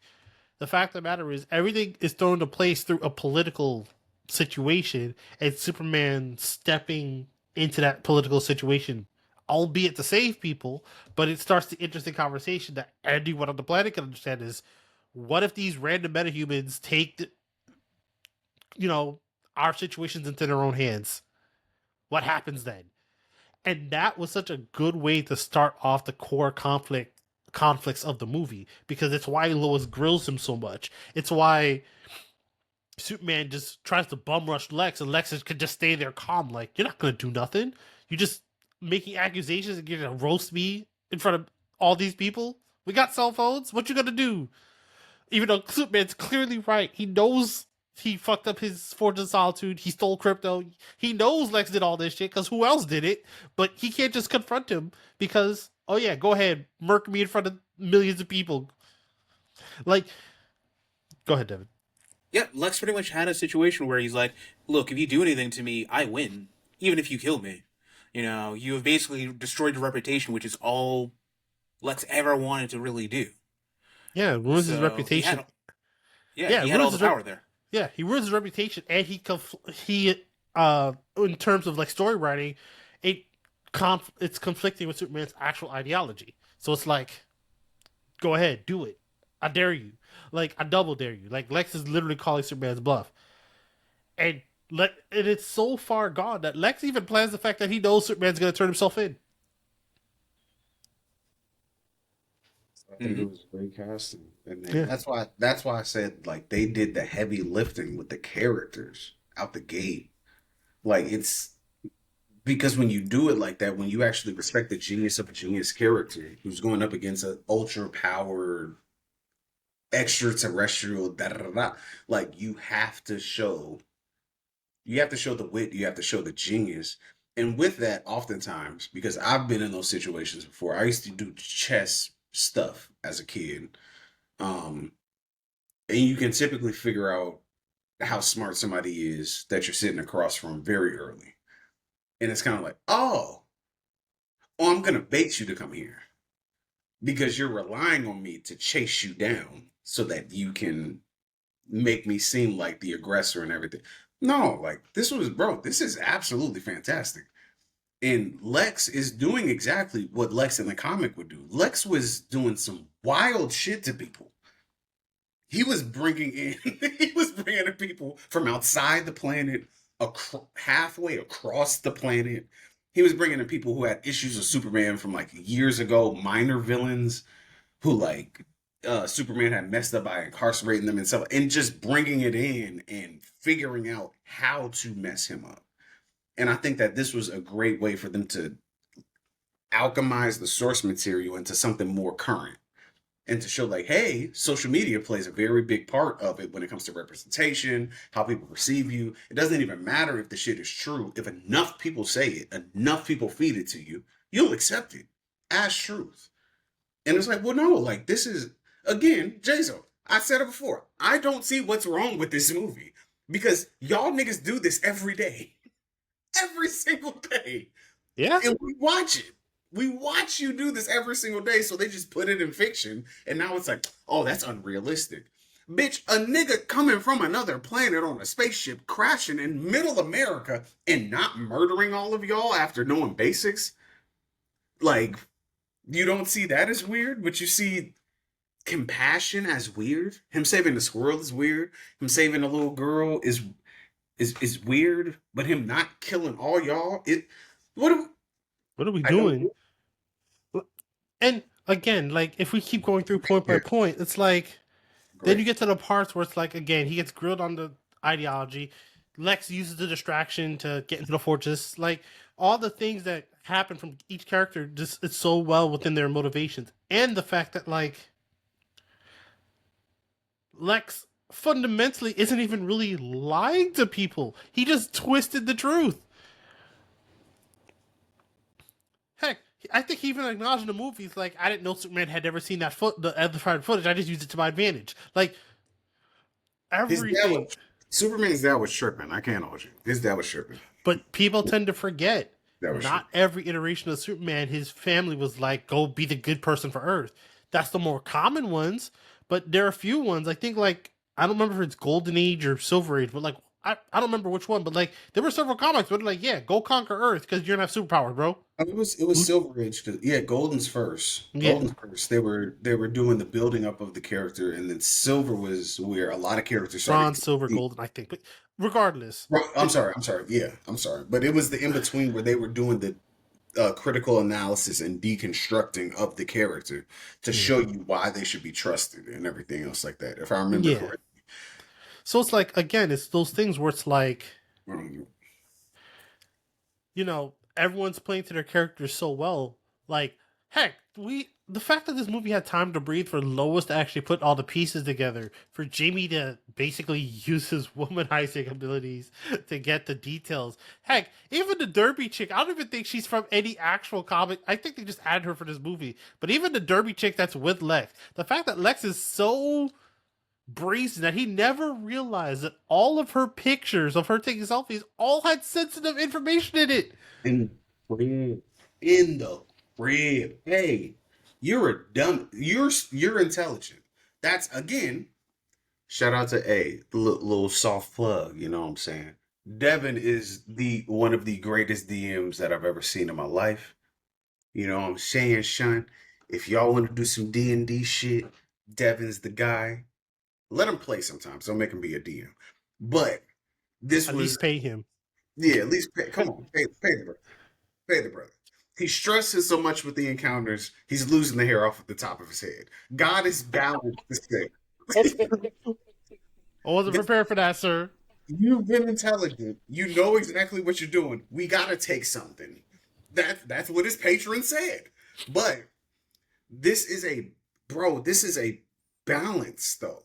Because at the end of the day, in Dungeons and Dragons, you have an intelligence stat and you have a wisdom stat. Lex is very intelligent. This nigga is not wise whatsoever. Like, wisdom is the dumb stat. It's 1 over there. Why are you letting bitches come in here and take pic? Shannon Sharp. Damn. And it comes back around. Damn.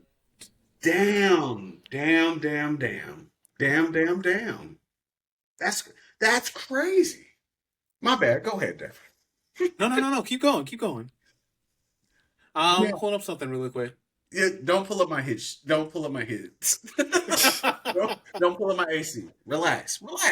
But yeah, while he pulls that up, to kind of keep talking about the plot here. Mm-hmm. When you really think about it, Superman.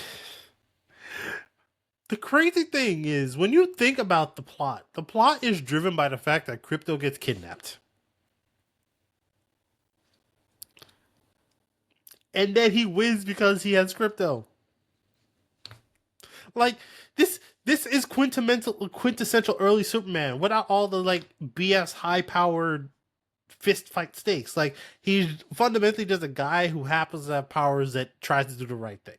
Like, that is the core of his character. Like even the little moments where like Superman is like yelling at Mr. Terrific because Mr. Terrific just ended the monster guy, and he's just like, I was trying not to let anyone die, and I was trying to like capture it so we can figure out where it came from. And he's like, it's just Terrific being him. He's like, are you serious? Like, this is characterization at its finest. So another thing when it comes to the plot, I do love the fact that they left a future plot hook for characters like Waller and the rest of, those pseudo-government agencies because of seeing what they are able to go and do on a world scale. Yep. This sets that whole situation up for the future. Yeah, because if there's one thing Lex did is, 1, he showed that they can be beaten, and 2, he showed that pretty much metahumans in general can be beaten and captured, and then 2, that basically the best metahuman, the Shining Star example, might need to get put in check also, which leads enough people to wonder about his motivations. Like, because of Lex's influence, that gap is there. So now Waller, the creation of Cadmus Labs, all of that stuff can actually move into effect moving forward. So that is ridiculous. And it's also hilarious because anybody who is super and seen to be good knows about Clark and all of his shit. Why, like, because was it? No, it was Guy Gardner who called him out on it. Like, bro, everyone knows. Well, we know when Lois went to go get help, and this is like, bro, yeah, we know about Clark. Yeah, he weak to kryptonite. We know. And Lois is like, what is he doing? Why is he just telling you all this shit? He's like, yeah. This is fundamental Superman. I do like the fact that Guy Gardner made that joke about like, oh hey, Clark just uses hypnotism on people, hypnotizes The people so that way. propaganda. Yeah, I was Yep. just like, I see that one. Okay. Hell, the fact he even called him Big Blue, I like chuckled. I'm like, bro, you even call.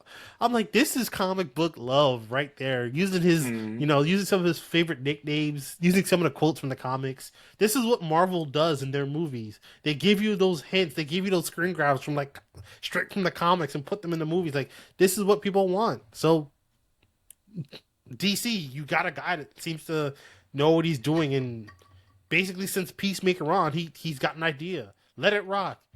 And I don't think that's where it ties initially back to Devin's stance on the T app situation.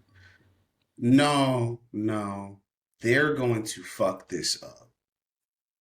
They're going to fuck this up because James Gunn, again, I trust the, again, y'all see my nailya that I'm wearing. Y'all hear my standpoints when it comes to hip hop and everything every week. Um the industry is the creative industry in and of itself is in a weird place as to where they don't fully trust creatives. They just simply trust bottom lines. So instead of you being like James Gunn, we are throwing up 2 billion. Give us a DCEU. We're not gonna switch you out for nobody. Like, build this. Instead of them trusting the creative, what is going to happen? And I'm calling it right now. He's probably going to get another movie by himself. They're probably going to have him co-write a movie of a supporting character, and then they're going to move him around, and then wonder why that next movie fails because they don't. When you value the artist too much, companies start to think, oh, well, we are depending on this artist. We need to show them a lesson. This happens within music. This happens within movies. This happens within books, everywhere. And instead of them allowing him to flesh this bad boy out, to give us certain things that we joked about, you know what I'm saying? Like magical bitches that we know and love, uh, doing a crime noir, like to where it's like, oh, this is from his vision, and allowing an era to be, this is the James Gunn era, and just giving him 5 to 7 years and letting him just like make things as long as it's in concert with the source material. I think they're going to try and cut the corners and save money and bring people in who have their own vision. It's the same thing that they did with the Henry Cavill Superman, to where they were just switching people out and just doing stuff, and it was like, oh, it's kind of just joining on the go back, and then but Zack Snyder has a 4 hour version of his after they didn't. So, to be fair to Really? Zack Snyder, to be fair, he directed or wrote. No, he pretty much directed and wrote all of the movies with the exception of that first Justice League one, only because he had a familial situation, so he had to step away. Like Yeah, no, he would have actually did it. they should have respected that though, because And that's still an artist though that's trying to complete a vision. That's where I'm coming from, Jay. So like, that's no, fair. Just let the delay artist. it. Let him do his thing and let him come back. Yeah. That's it, because that's still an artist who's already, because you said the third one, correct? Because we know it's the third. So he's shown you what he can do already with given the time, given the resources. So it's just you need you need the third one. So instead of you being like, oh, well, our guy isn't feeling like our guy right now, we're gonna respect this, love the fans. We're gonna postpone this until he's ready to give y'all the best product necessary.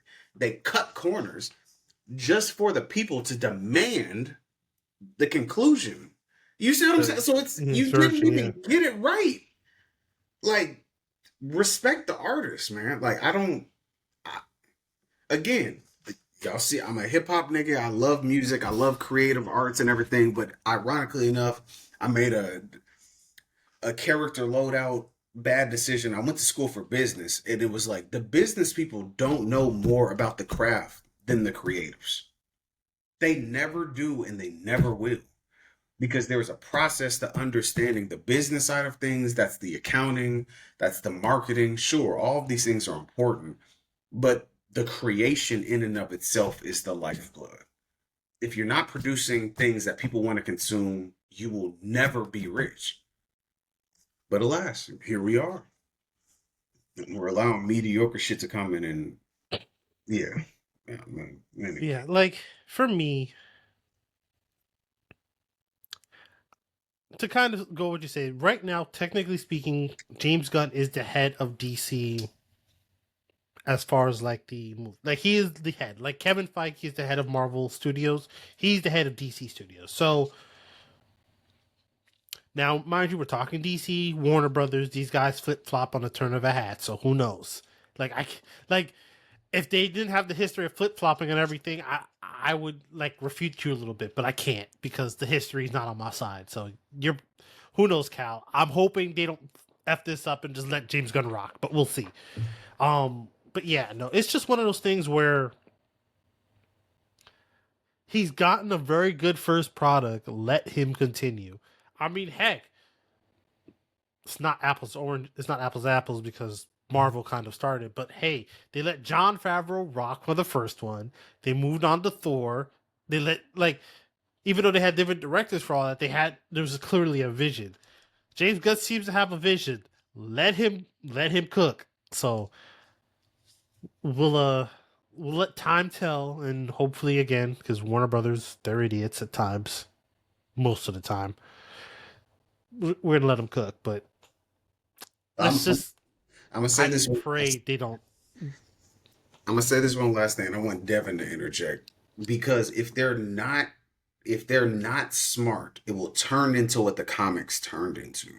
And you have to realize like a lot of power, skill, and conversations and stuff like that are skewed because there were different writers of the same comics at different times. So like we're running the risk of when we're changing directors and changing writers very frequently, there's a lack of consistency with like the powers of the people, the intelligence of the people, the battle know-how of the people and things like that. And that was a mistake made by the comics, but we have a source to reference to be like, oh, we don't want to do that because it's on comics, yes, but as soon as you put $150 million into something, people expect a return and a correct return on investment. So it's kind of like not saying that comics aren't important or whatnot, but it's not as much resources poured into it, which means it leaves, it leaves a little bit of room of failure. But once you start to do like 200, 300, $500 million into a movie trying to launch it into a franchise, if you don't have somebody who has the original source material in mind, or caring about the company, or caring about the integrity of the character, that's when you start to like stop character progressions like fully. We have yet to have a Daredevil movie since Ben Affleck. We have yet to have a Catwoman movie since Halle Berry. We have yet to have a Green Lantern movie since Ryan Reynolds. Like these are integral characters. They're soft launching the Punisher through Netflix to try Daredevil and 2. yeah, like look, these are integral characters who have very important spots to fill in the cultural zeitgeist right now that they can't even properly launch because they keep on. Well, no, we don't want to give you this amount of episodes. We don't want to give you this budget, but we don't. This is important shit within the media space that it's in, not in the global. When you look, yeah. So it's like, no, let these people do what they do. Let the creatives create. You be the business person. You respond to what the creatives do, not the other way around. But that's my perspective, being who I am. My bad, Devin. I have talked for a lot of this episode. I'm sorry, J-Zo and Dev. I'm Oh very. man, No, no, no. I this can't is hold. passionate comic book talk. Cook.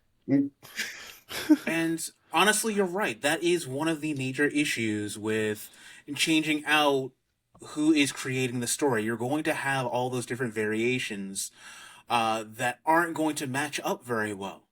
what you generally want to do is have someone with the larger idea and have Kevin Feige. if you're yes, and if you're going to have other people get involved, they all have to tie into that same main storyline. Otherwise, you're going to have someone who's going to say, "Oh, well, I think Superman isn't as strong here. I think that the Green Lantern would be, you know, stronger than him in this particular situation. Oh, hey, you know what? I think if you give Batman enough prep time, then he's going to be able to go and beat this other character right here every single time." But no, you need consistency. Whatever you're going to choose, just stick with it at that point. So I do agree with what you said earlier with, give him a good 5 to 7 years, to just let him cook, let him build up on this vision that he has here. And if you do that, you are going to have a great universe going on right there. Yeah, and to be fair, again, this is basically what Marvel did. Yeah, Kevin Feige was the guy basically keeping the big picture in mind and making sure the stories pretty much were interconnected. It was all one universe, but each movie had different directors and writers. Jon Favreau for the first 3 Iron Man movies. Mm-hmm. You had the brothers, the Russo brothers, basically did Captain America's 2, Civil War, Endgame, and Avengers. So you had a couple directors. There were a few here and there that did other stuff. Like Thor was someone different. It's a brother from the islands. I forget his name. I'm not going to be disrespectful. Taika Waititi did the last 2 Thors, but the Thor 1 and 2 were different people. So again, you can have different directors, but you have to maintain the overall vision, and then let the director put their spin on the style of the movie, so to speak, and some of the writing choices. Let people get their creative flow on, or else you're not going to have good moments like Tony saying, Tony doing this, that. They reshot part of the movie because RDJ ad-libbed that. So let people get in where they get in, but at the end of the day, there should be one person being all right, look, here's the plan. How do we connect these? The different directors can come in well, we can do this, put their own pizzazz on it, but let James Gunn cook and set this thing in motion. Well, see, even with some of the examples that you just gave there, you can tell that there are differences, like with the 3 Iron Man movies, where it had the same, creator for all of them, versus Thor, where it just feels a little bit different going from 1 to 2 and then 3 to 4. Yeah. That's just showing the effects of just swapping out writers just willy-nilly. You have to have a plan for that. If you're going to do something where it's just one particular character, like for example, let's go with DC and go with Superman, keep James Gunn, on that whole main overall story.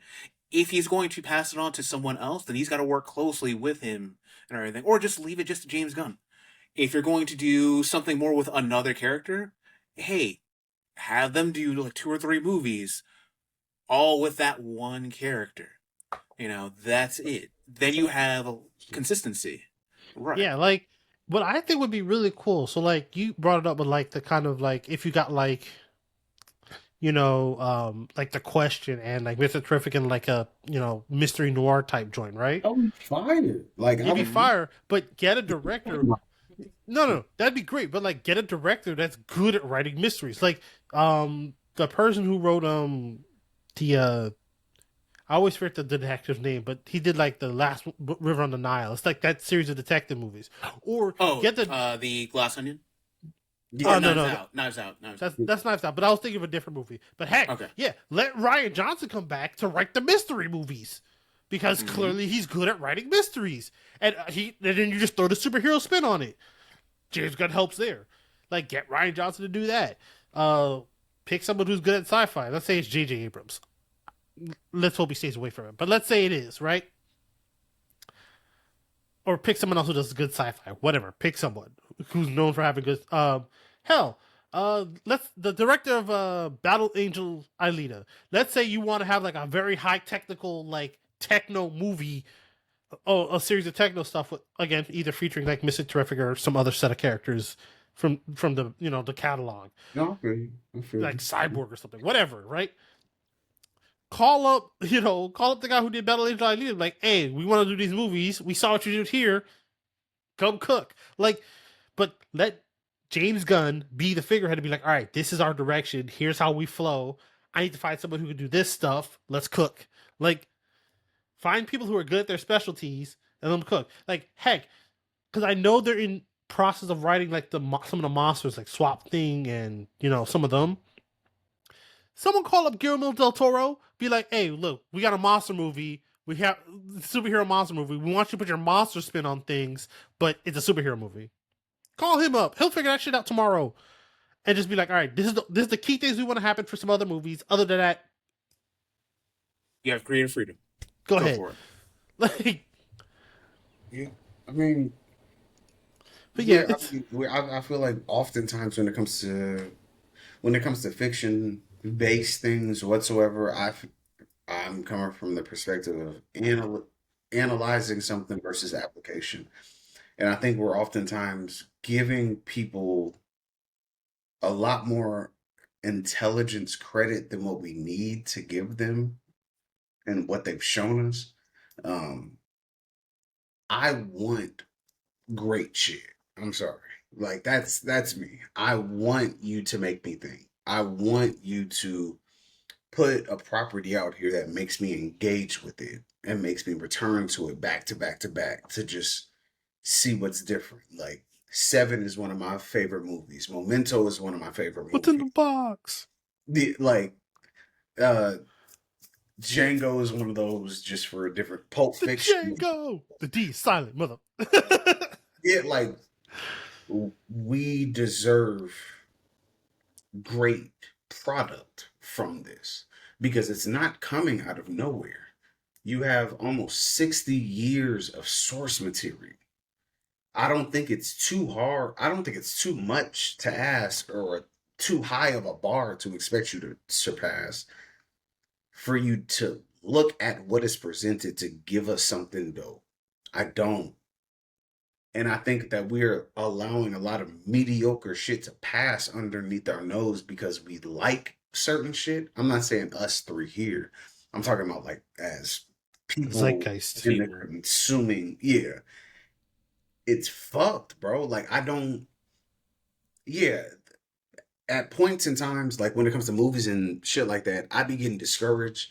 Music is one place that I don't feel like that. Because there's always somebody who's trying and aspiring to be like, I'm the best now. Give me the crown now.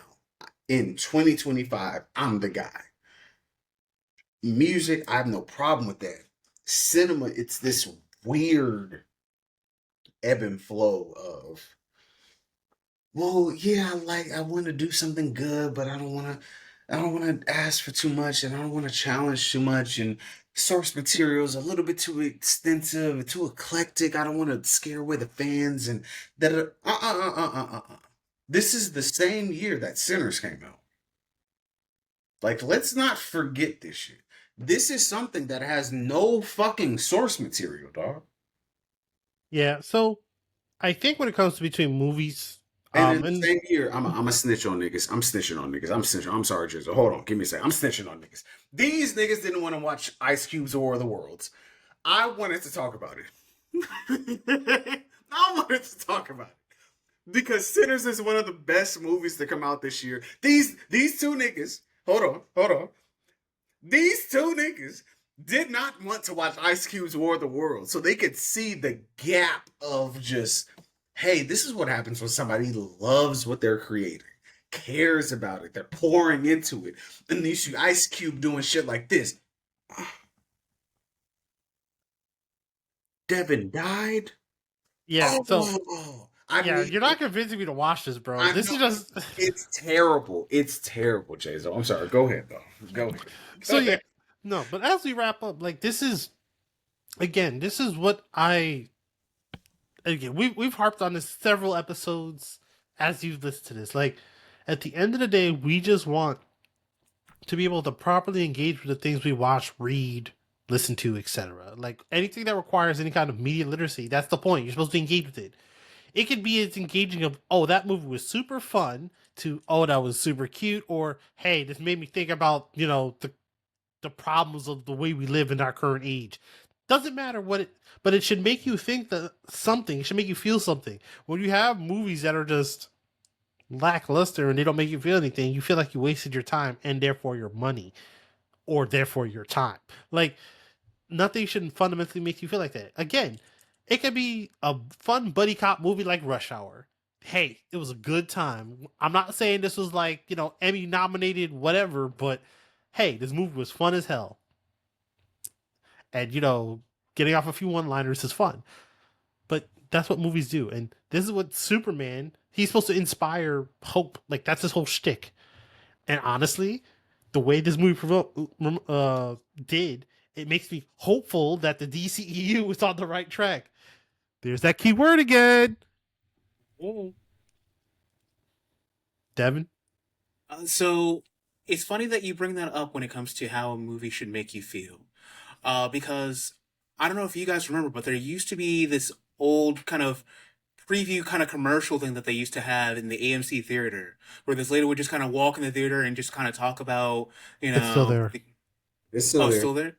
It's still I there. didn't see it. I didn't see it this time. But What? Oh, yeah, what's that, her phrase? What's her yeah, phrase? that's why I was just thrown off. Was it tell you it should make you feel something? It's a hopeful ending. Yeah. When you hear we're alive. Like, it wasn't there? Yeah, it wasn't there. That's why it threw me off. I was like, what? Heartbreak feels good in a place like this. Bro, for the last like 5 years, that commercial's been getting on my damn nerves. Exactly. You're just like, I'm tired of seeing this. But it's true when you think about it. When you sit there and you're like, oh, hey, a good movie should make you feel something. You should be walking out of the theater saying like, oh, hey, I felt excited about something, or I had a good laugh there, or you know what, that kind of made me shed a tear. Something. You know, you should be leaving out of the theater thinking about something, not just, all right, well, I guess I gotta go hit the grocery store real quick because, I need to go grab stuff, or, oh, hey, you know what? I forgot. I need to go and vacuum, my living room today. No, that shouldn't be the first thing you're thinking of as soon as you get out, because that means that the movie has failed to move you as a person. Yep. All it did was take up time. Mm-hmm. Well, as we wrap this bad boy up for today. Oh wait. Let me. I was gonna say, hopefully Nicole Kidman's face stops ruining my movies, but go ahead, cook.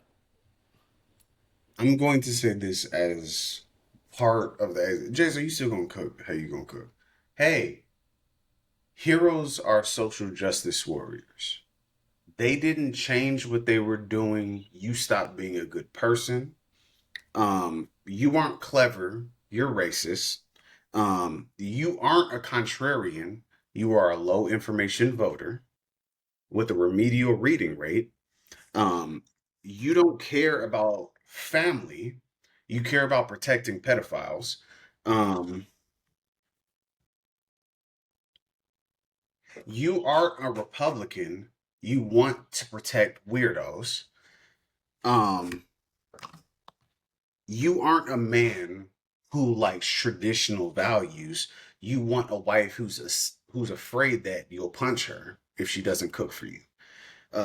With that being said, we're here. If you want to change your life, you won't. You are a terrible person. Your dad was a terrible person. Your grandfather was a terrible person. And your great grandfather was a slave owner who raped his slaves.